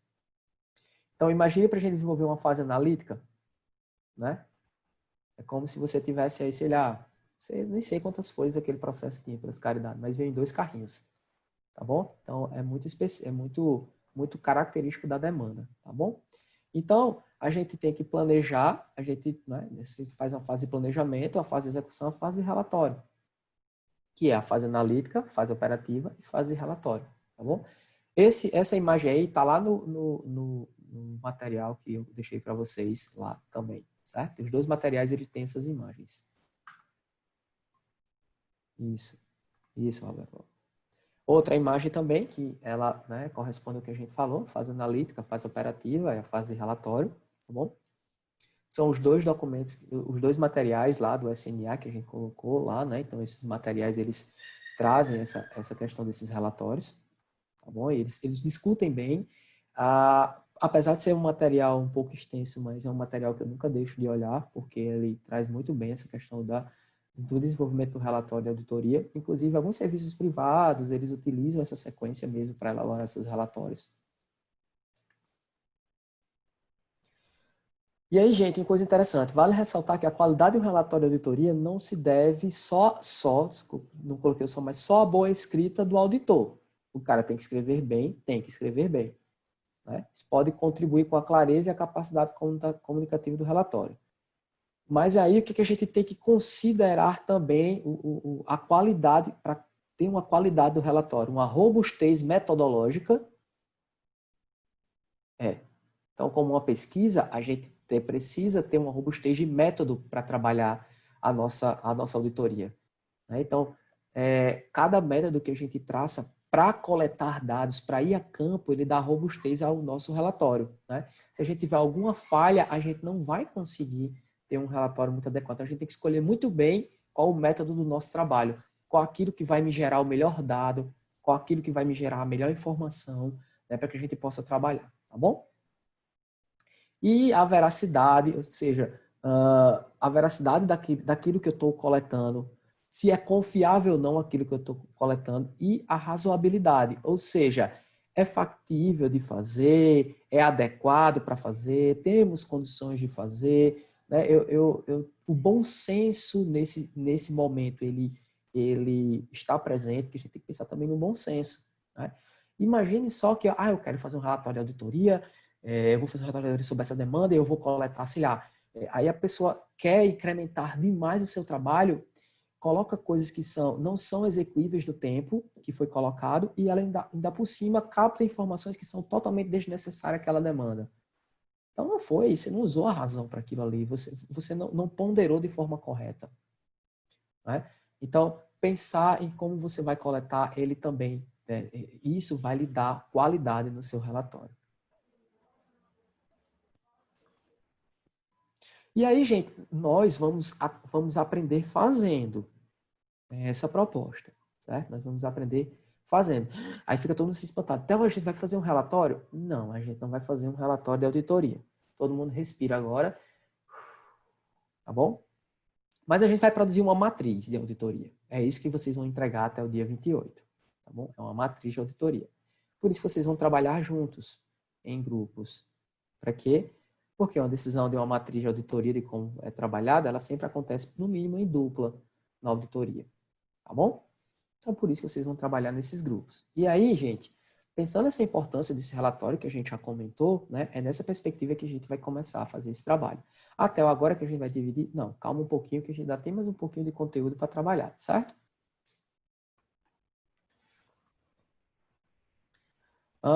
E aí, só lembrando, gente, a auditoria é um trabalho multidisciplinar.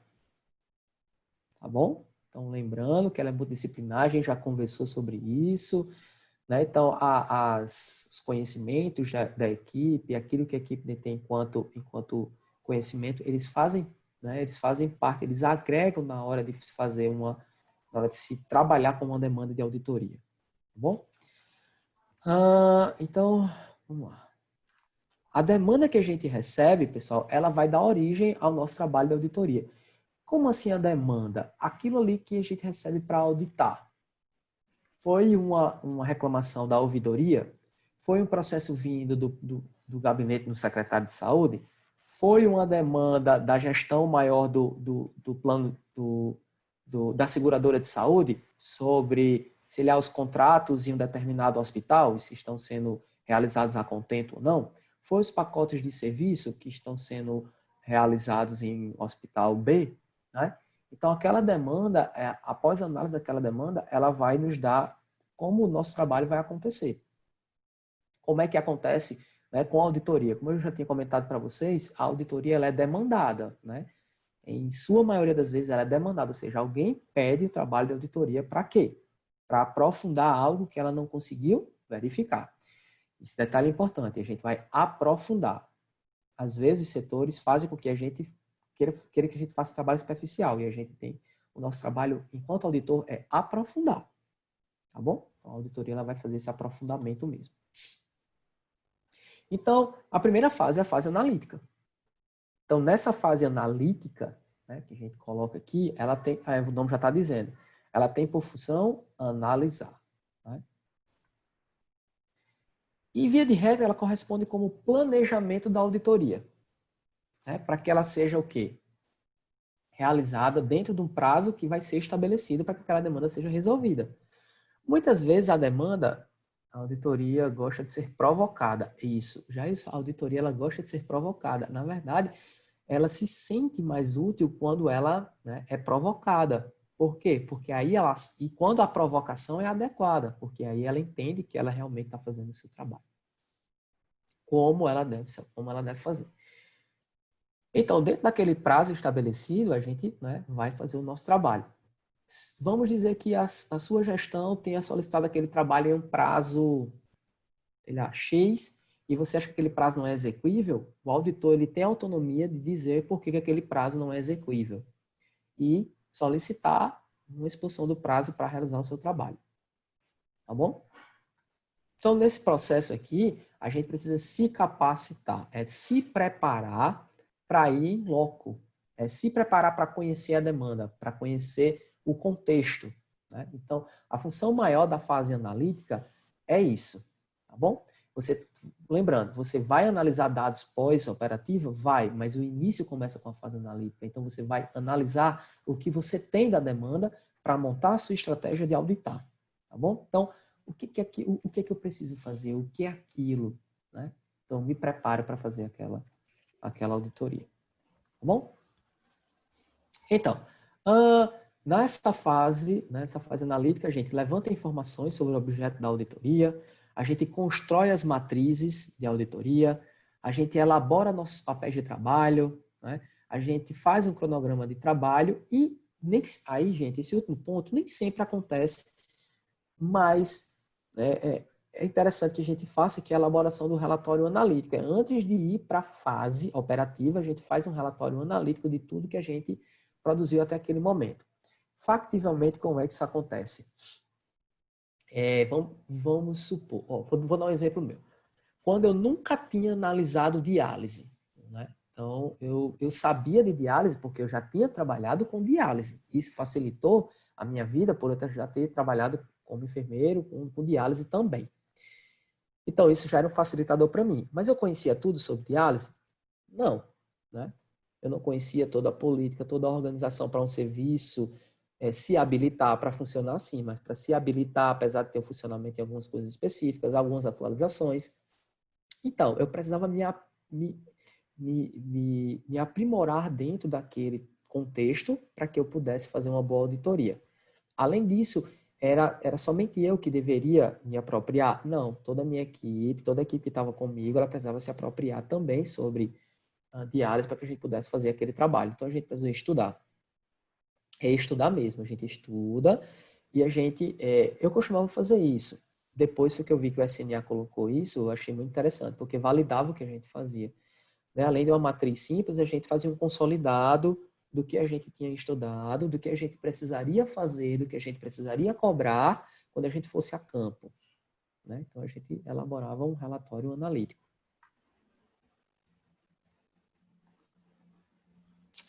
Então, para que serve uma matriz de auditoria? Uma matriz de auditoria, gente, ela serve para que a gente sistematize o nosso trabalho. Sem uma matriz de auditoria, fica lá vantu. Você não sabe o que você faz, você não sabe o que você quer, você não sabe o que você vai pedir. O trabalho fica mal feito. E eu já vi isso acontecer. A demanda é essa, eu vou ali fazer. Você vai ali fazer o quê? Não é porque eu já tenho vários anos de prática, eu sei o que pedir. Opa! Não, não é assim. Quando você sistematiza o trabalho, as coisas saem bem elaboradas, né? Então, essa matriz, ela serve justamente para sistematizar, para quando você olhar para a sua matriz, você entender o que você está auditando. Ok? E aí, gente, nessa fase analítica, né, a gente procura ter o conhecimento daquela tarefa. Então, o que vai ser auditado? O que eu vou auditar? Eu audito baixa, média, alta complexidade. Ó. Eu vou trabalhar com glosas. Eu vou indicar um tipo de glosa ou não. Eu vou ver um contrato. Eu vou auditar um ente público. Eu vou auditar um ente privado. Eu vou auditar um contrato entre um público com um privado. Eu vou auditar um consórcio intermunicipal. Eu vou auditar o quê? Eu preciso saber o que vai ser auditado. Entenderam por que a gente precisa conhecer toda aquela estrutura para que a gente possa auditar? Como é que eu audito aquilo que eu não conheço? Né? Então, eu preciso saber o que eu vou auditar. Eu preciso me aproximar daquilo ali. Me aproximar. Ah, tá. Então, tem coisas que você não pode auditar porque é específico de um profissional? Isso.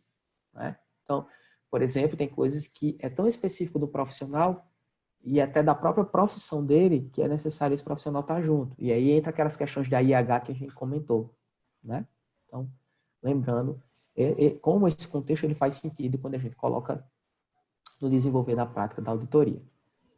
Como é que eu vou fazer isso? Quando que eu vou fazer isso? Onde é que eu vou fazer isso? Por quem vai ser feito esse trabalho? Né? Por que esse trabalho precisa ser feito? Né? Qual o problema que está causando? E aí eu vou levantar informações, né, sobre aquele meu objeto de auditoria. Né? Então, eu vou me aprofundar, eu vou fazer pesquisa sobre aquilo ali, porque eu preciso saber o que eu preciso. Eu preciso saber o que eu vou precisar pedir, né? Quais são os critérios que eu vou precisar traçar, né? Quais as documentações vão ser necessárias. Então, eu vou me aprofundar. E, em cima disso, eu vou montar minha matriz. Né? Minha matriz de coleta, por exemplo, onde é que eu vou coletar? O que eu vou coletar? Como é que eu vou coletar? Como é que eu vou analisar? Né? Então, isso corresponde à minha fase analítica, à minha fase de preparo mesmo.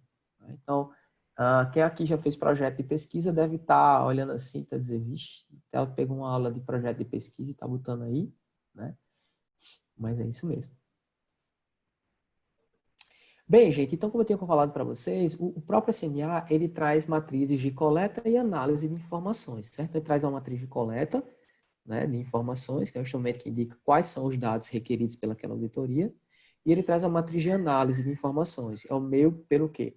Pelo que a gente analisa as informações, como é que elas são tratadas, como é que elas vão ser tratadas.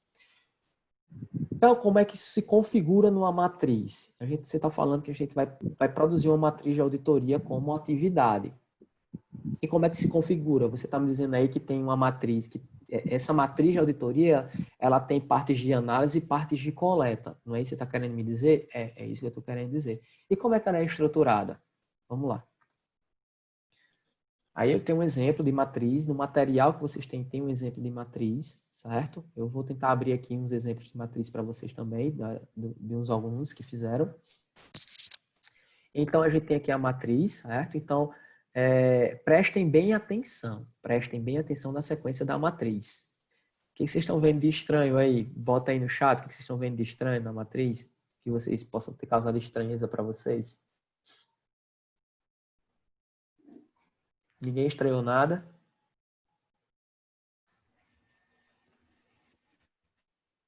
Ninguém estranhou nada? Às vezes o pessoal Silêncio sepulcral no às vezes o chat. pessoal são basicamente verbos, beleza. Mas quando o pessoal vai fazer, o pessoal já na hora que vai fazer, o pessoal O enlouquece. que mais? Tem mais alguma coisa, gente? São basicamente verbos, porque são ações, já é isso mesmo, são ações. Cada fase dessa é uma ação. Eu vou já mudar a nota de matemática financeira também. Ordem, sequencial numeral bagunçada. A ordem é essa mesmo? Pronto, é isso mesmo. É isso mesmo. Então vamos lá. A sequência que vocês poderiam pensar é 1, 2, 3, 4, 5, 6, 7, não é isso? Ok, se a gente for pensar, seria essa sequência. Mas por que elas estão assim? Porque o que vocês têm em cima aí, gente, é uma matriz de análise. Então, todos os verbos, todas as ações que estão ali em cima são referentes ao quê? Processos de análise. E embaixo são referentes ao quê? Processos de coleta. Então, uma matriz de coleta e uma matriz de análise, elas compõem toda a matriz de auditoria, não necessariamente na mesma sequência. Por isso que eu falei para vocês que às vezes a gente analisa, coleta e até volta para analisar de novo. Estão vendo aí? Olha, preste atenção aí, né? Que aí o que é que você faz? Você coleta, né? Coleta e depois você volta para analisar. Você faz todo um processo de análise inicial, né? Diz o que é que precisa ser, depois você parte para a parte de coleta, depois você analisa, né? Então a sequência, certo? Dentro das matrizes individuais são essas, mas se for pegar, olha só. Primeiro vocês definem a questão de auditoria. Depois de definir as questões de auditoria, aqui vocês vão fazer o quê? Vocês vão interpretar a demanda, vocês vão saber o que é que vocês vão auditar, tá bom? Vocês vão saber qual o período de abrangência para aquilo acontecer, qual a sua área de atuação, se acontece no município, no estado, no hospital único, quem são as pessoas que vão estar envolvidas no processo de auditar, envolvidas no processo, aquelas pessoas que poderão ser auditadas, né? Então, definir o seu objeto da auditoria, definir suas questões de auditoria. Eu preciso saber disso, eu preciso saber sobre aquilo, né? Quais são os seus questionamentos frente àquela demanda, né? Então, é questionar mesmo. Depois, o que é que você faz? Você pensa nas possíveis constatações. E aí vem, lucubrar mesmo. É imaginar o que você pode encontrar no serviço, certo, gente? Então, você imagina o que você pode encontrar, porque você tem uma prévia daquilo ali. Sei lá, então você pode imaginar, por exemplo, no meu caso da diálise. Sei lá, eu vou chegar lá e vou encontrar o quê? Eu vou encontrar o povo, sei lá, do SUS separado do privado. Eu vou encontrar o reuso inadequado dos materiais. Eu acho que eu vou encontrar. Então, possíveis constatações, né? É a constatação, né? É aquilo que eu encontrei lá, tá bom? Então, quais são as minhas possíveis constatações, né? O que eu vou encontrar lá? E aí, depois disso, eu preciso definir quais são os meus critérios, né? O que são esses critérios? Preste bem atenção. É o referencial, é a base legal daquilo ali, tá vendo? Ó? Então, leis, decretos, contrato. Então, tudo aquilo que define a minha base legal vão ser os meus critérios para mim, que eu vou utilizar para fazer a minha auditoria. Tá vendo? Então, depois do definição do meu critério, aí, gente, eu vou seguir a sequência da matriz. Eu não estou colocando aqui diferencial. Vou passar agora para onde? Para 4. Tá bom? 1, 2, 3, 4. Não estou falando de matriz específica, certo? Então, vou para 4. Na 4, o que acontece? Aí aqui, eu já tenho que... Aqui são as informações requeridas. Quais são as informações que vão ser necessárias para mim? Por exemplo, nesse caso que eu coloquei. Eu vou precisar saber como é que o reuso é feito, vou precisar olhar o reuso sendo feito, vou precisar saber como que as salas funcionam, vou precisar ver como que os pacientes estão sendo colocados lá, né? Então, eu vou precisar dessas informações, né? Dessas informações, ok? Ok, Miguel. Você botou presença já, Miguel? Então, se tiver botado, beleza. Então, e aí, pessoal, depois dessas informações, de onde é que eu vou tirar essa minha fonte? A fonte, presta atenção, fonte não é critério. A fonte é de onde eu vou tirar essas minhas informações requeridas, certo? Então, a minha fonte pode ser os documentos que a instituição me enviar, pode ser a minha observação em loco, pode ser as imagens que eu tenho, pode ser as entrevistas que eu fiz. Então, são as minhas fontes, é de onde eu vou tirar aquela minha informação requerida, certo? Depois disso, eu preciso definir quais são os meus procedimentos de coleta, né? E aí, olha só como parece. A fonte é de onde eu vou tirar, a coleta é como eu vou fazer a retirada daquela informação. Então, se a minha fonte é, sei lá, os prontuários, como é que eu vou fazer a coleta daqueles prontuários? Eu vou dizer, Fonte, prontuário, coleta de prontuário. Não, fontes são os prontuários, sei lá, os prontuários, as APACs dos pacientes que são atendidos pelo SUS. Como é que eu vou fazer esse procedimento de coleta, né? Eu vou solicitar aqueles prontuários, eu vou solicitar aquelas APACs do período tal a tal para extrair informações tais. Entenderam? E depois eu vou... Desculpa, gente, olhar para um lado para o outro, que o chat está aqui. E depois disso, eu vou fazer meus procedimentos de análise. Como é que eu vou analisar isso? Eu peguei esses dados, eu preciso dizer se eu vou confrontar com o contrato, se eu vou pegar as imagens que eu tenho, eu vou confrontar com aqueles critérios que eu tenho, né? Se eu vou pegar as minhas observações e vou confrontar com aqueles critérios que eu coloquei sobre a estruturação do serviço, se eu vou pegar os documentos sobre o faturamento do APAC naquele período e vou confrontar com os critérios encontrados no contrato, tá bom? Então, tudo isso aí, ele se compõe numa matriz de auditoria. E essa matriz de auditoria, ela é dividida em matriz de análises, é aquele momento em que eu paro para analisar, e a matriz de coleta, é aquilo que eu faço para coletar informação. Tá bom? Deixa eu só fazer um stop aqui. E aí eu preciso desse feedback agora, entenderam essa parte de matriz?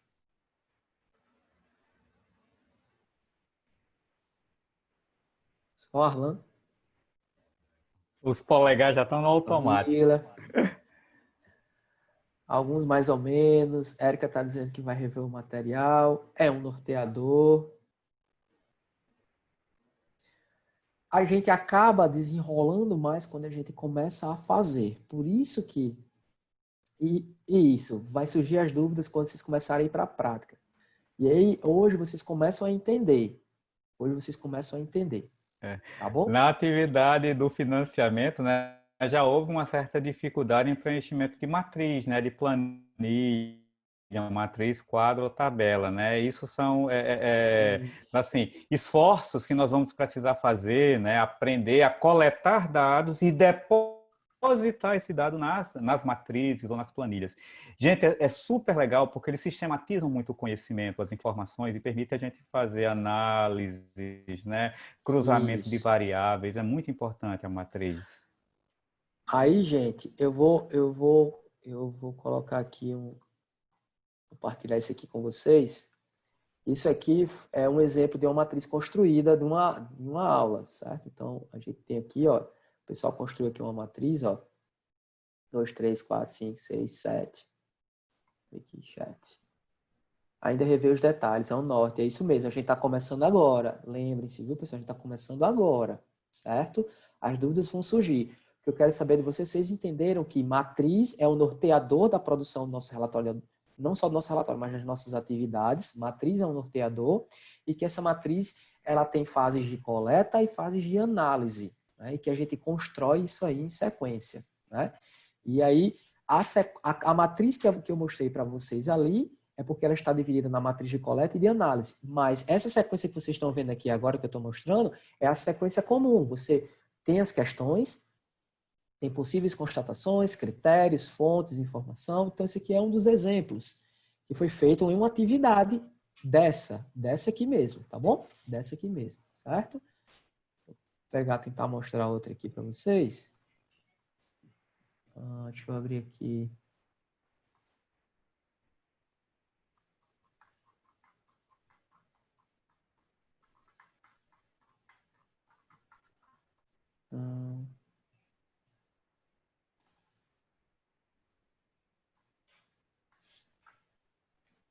Aqui, ok. Vou compartilhar aqui com vocês agora. Ó, tá? Então, aqui, apareceu um nomezinho aí. Aqui, inclusive, não é de uma aluna daqui, certo? Então, aqui a gente tem a matriz, né? Então, a gente tem uma matriz aqui, né? Feita também, certo? Matriz de análise de informação. Aqui, ó, é porque o pessoal aqui já colocou errado, mas aqui seria as questões de autoria. Então, possíveis constatações, critérios, procedimento de análise, informações requeridas, fontes e procedimentos de de coletas, certo? Então, o pessoal produziu isso aqui. Levou um tempinho para a produção e é o tempo que vocês vão ter, né? Vocês vão ter o tempo de produção aí de, deixa eu ver aqui, 2 semanas de produção, certo? Dessa matriz, que é o tempo que a gente vai tirando dúvidas e vai apresentando a matriz. Por que é que eu trabalhei com vocês até hoje, por exemplo? Deixa eu ver aqui, cadê esse? A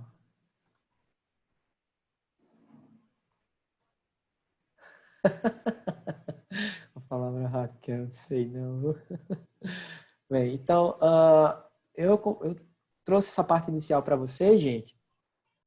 E aí, assim, a gente já tá num adiantar de hora um pouquinho, né, um pouquinho grande. Então, hoje eu vou até suprimir o trabalho em grupo, tá bom? Mas a gente necessariamente vai precisar, na próxima aula, começar a trabalhar em grupo, tá bom? Vai ser logo no início, né, para que a gente comece a trabalhar dessa forma em grupo.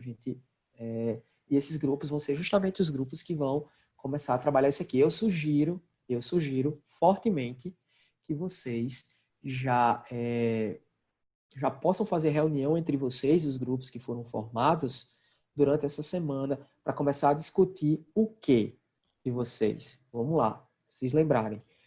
O ideal é que vocês comecem a trabalhar essa semana, já tragam para a próxima aula, pensando nisso, essa primeira parte, essa segunda e essa terceira parte. Certo? É interessante que vocês já tragam para a aula. Não perfeito? Não perfeito. Mas pelo menos vocês façam um processo de discussão. O que é que vocês vão trazer neste momento para que a gente dê continuidade? E por que eu preciso estar com vocês em grupo? Porque eu vou precisar olhar, certo? Eu vou precisar olhar o que vocês construíram, grupo a grupo, certo? Alguns de vocês já trabalharam, o Zoom ele permite isso. Eu vou abrir pequenas salas com vocês dentro e a gente vai visitando essas salas, tá bom? Então, vocês vão trazer as questões de auditoria de vocês. O que é que vocês... Prestem bem atenção, o que é que vocês vão escolher. Eu vou até colocar isso depois, né? Amanhã eu vou preencher isso, né, para vocês lá, para ficar mais claro. Mas qualquer coisa vocês revisitem o que eu estou dizendo aqui no YouTube, né? Então, vocês vão pensar no problema. Esse problema ele pode ser o quê? Baixa, média, alta complexidade. Ele pode ser questão relacionadas a glosas de serviço. Ele pode ser relacionado a prontuários, farmácia, serviços de odontologia, contratos público-privado, contrato privado-privado, qualquer situação dentro da área de auditoria que vocês possam traçar uma ação. Vocês podem fazer um benchmark na própria internet para procurar situações. Não procurem um relatório, porque se vocês procurarem um relatório eu vou saber, eu já peguei. Certo? Então, não façam isso, tá bom? Não vão lá no site do SNA que eu vou mostrar agora para vocês verem, tá bom? Então, vocês têm que trazer essa demanda. E eu sugiro que vocês façam, é como se vocês estivessem fazendo a primeira fase da auditoria, quando a equipe se reúne para discutir a situação. É como se vocês estivessem fazendo isso na prática. Isso que eu estou propondo para vocês é prático. É vocês se reunirem para discutir a demanda, certo? Podem pegar uma demanda da internet ou vocês mesmos podem criar essa demanda, tá bom? É o que a gente vai tentar aproximar o máximo possível do que acontece na realidade. Então, vocês vão escolher uma problemática para isso, vão indicar as possíveis constatações, aí preste atenção. O problema que vocês estão falando não é uma constatação. Cuidado para não trazer uma constatação, tá bom? Ixi, tá ficando meio obscuro. Tá ficando, mas a gente vai esclarecendo. Quando vocês trouxerem isso para a gente, que a gente vai olhar, as coisas vão clareando com o tempo. Lembre, não é uma obrigação de vocês fazer um negócio perfeito. Vamos criar uma situação ou vocês vão dar um caso? Não, vocês podem escolher um caso, vocês podem criar a situação, tá bom? Eu acho interessante nessa atividade ver a pluralidade dessas situações, como vocês podem trabalhar e até eu vou pegar essas matrizes de vocês e a gente vai compartilhar isso de uma forma que todo mundo possa observar as matrizes de vocês, dentro da turma, vocês, certo? Então, pode buscar vivências de membros dos grupos, fiquem à vontade, tá bom, gente? A gente não vai escolher um caso clínico específico, tá bom? Porque senão a gente vai praticamente ver a mesma coisa, né? A gente já fez isso com um caso clínico específico, com um caso clínico não, com um estudo de caso específico e assim, as matrizes ficam praticamente iguais. O interessante é a gente ver a diversidade de diversas situações, porque vocês olhando para essas diversidades, quando vocês saírem para a prática, vocês vão ter insights sobre aquilo ali, né? E é de extrema importância essa diversidade, ok? E aí vocês vão colocar, sei lá, vamos lá, questões de auditoria. O serviço de diálise de tal clínica, ele encontra-se em desacordo com o contrato, nós estamos recebendo cobranças e alguns pacientes estão reclamando do serviço, entraram em contato com a ouvidoria. Beleza, isso é uma problemática. Aí vocês recebem aquele problema e vocês vão pensar, tá, mas por que esse pessoal está reclamando? Se tem um contrato, até quando esse contrato é válido, o que é que diz nesse contrato? Né? Então, são coisas que vocês vão começar a pensar. Aí, quais são as possíveis constatações que eu posso encontrar lá? Vocês vão pensar, peraí, teve reclamação de ouvidoria, tem pacientes, a gente precisa verificar como é que esses pacientes são atendidos desde o início até o final da demanda. E é interessante que a gente até investigue. Pode ser que a gente encontre o quê? Pode ser que a gente encontre diferenciação no tratamento desses pacientes. Então, isso é uma constatação. Diferenciação no tratamento entre paciente SUS e privado. Outra constatação. O contrato, o que pode pensar? Sei lá, aquele contrato, ele tem um valor específico, aquele valor está defasado, mas o repasse está acontecendo a contento do teto, mais o teto específico, mais esse pessoal está extrapolando aquele serviço. Aí a constatação que vocês podem pensar, né? Constatação que o serviço ele extrapola constantemente a quantidade de pacientes no contrato, né? E isso é evidenciado por um contrato que foi elaborado há muito tempo e já não dá conta da população no momento. Então, outra constatação, tá bom? Então, essa é a forma de vocês pensarem em constatações. Tá, quantas constatações a gente precisa trazer? 3. Só 3? Só 3, já dá trabalho 3. 3 já dá bastante trabalho. Por que eu gosto de colocar 3? Eu já deixei em aberto e teve aluno que... Professor, a gente ainda não terminou. Por quê? Porque a gente ainda está na 10ª constatação. A gente, vocês vão passar aí, cobrando, tratem 3 constatações, vocês vão trazer o suficiente. Tá bom? Deixa eu só colocar aqui. E os critérios. Então, se é diálise, quais são os critérios que vocês vão utilizar para diálise, nesse caso, se for um contrato público-privado? Contrato, a política de diálise, as normativas legais sobre o funcionamento do serviço. Então, são os critérios que vocês vão trazer. Então, eu quero que vocês tragam esses 3 pontos, já discutindo entre os grupos de vocês, para a próxima aula. Uma outra coisa que eu vou pedir, já para me ter uma organização aqui, para a próxima aula, é os grupos. Provavelmente eu vou abrir um chat lá no Cigar mesmo, ou um chat no Cigar, ou um próprio formulário no Google Docs, vou ver qual dos dois, para que vocês já coloquem quem são os grupos, para que eu já possa saber quantos grupos nós teremos, para que eu possa organizar já as salas previamente. Ok? Então, gente, acho que é isso que vocês, né, vão precisar ver. Eu só quero mostrar para vocês mais uma coisa, e que esses relatórios de auditoria, eles podem ser consultados do SNA, tá bom, gente? Eles podem ser consultados aqui. A página do SNA, gente, ela não tá legal. Faz muito tempo que ela tá fora do ar, mas muito tempo mesmo. Mas a página das consultas das auditorias ainda permanece, né? Então, por exemplo, inclusive a gente fez um trabalho, a gente está terminando de preparar o material, o artigo, para publicação,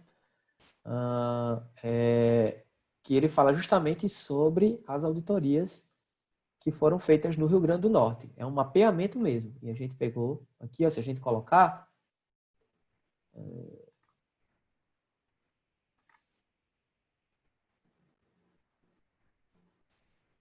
E aqui a gente tem, por exemplo, 314 registros de auditorias realizadas no Rio Grande do Norte, pelo SNA, pelas auditorias, né? E aqui está envolvido o TCU, e componentes do SNA, controles externos e internos.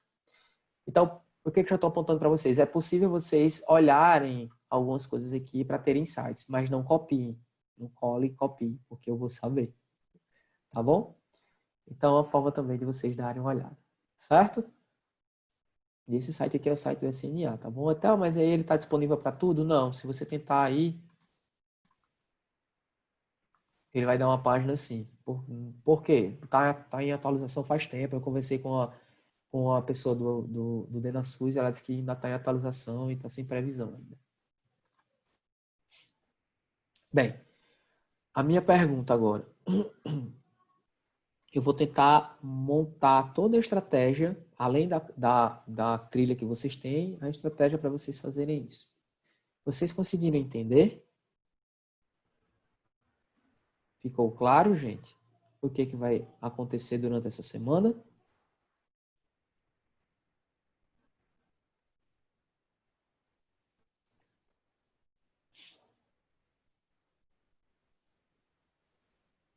Algumas pessoas se manifestaram, outras não. Algumas pessoas sim, ótimo. Beleza, estou vendo no chat.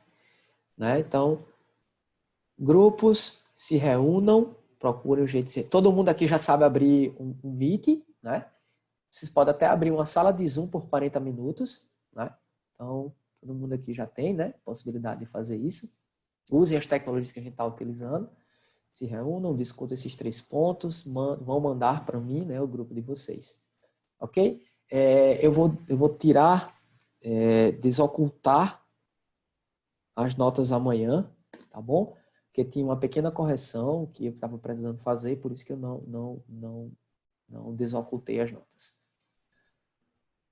Vamos precisar de orientações no grupo do WhatsApp. Com certeza, Jailson, com certeza. E lembrando, pessoal, tem alarme no meu celular. Todo dia, às 18 eu abro e eu estou fechando, às vezes, às 9 horas da noite. Como a semana foi mais tranquila, eu percebi que ninguém veio. Mas essas orientações vão acontecer muito durante essas semanas, eu sei disso. E aí é bom que a gente vá acompanhando vocês durante essa semana, tá certo? Então, gente, a aula de hoje é isso, né? Oi. Os grupos no WhatsApp, os grupos é até 3 pessoas? Até 3. É até 3. São ou 2 ou 3. Por quê? Se você fizer 4, é 2 de 2. Se você fizer 5, é 1 de 3 e 1 de 2. Se você fizer 6, 2 de 3. Então, o mínimo que a gente pode fazer, né, para ter grupos de pessoas são uma dupla ou um trio, né? E aí, tá bom? Ok? Então, gente, vamos lá. Terminando a aula de hoje, certo? Até mais, pessoal. Né? Boa semana para vocês e amanhã eu atualizo todo esse processo, ok? Então, tchauzinho, gente.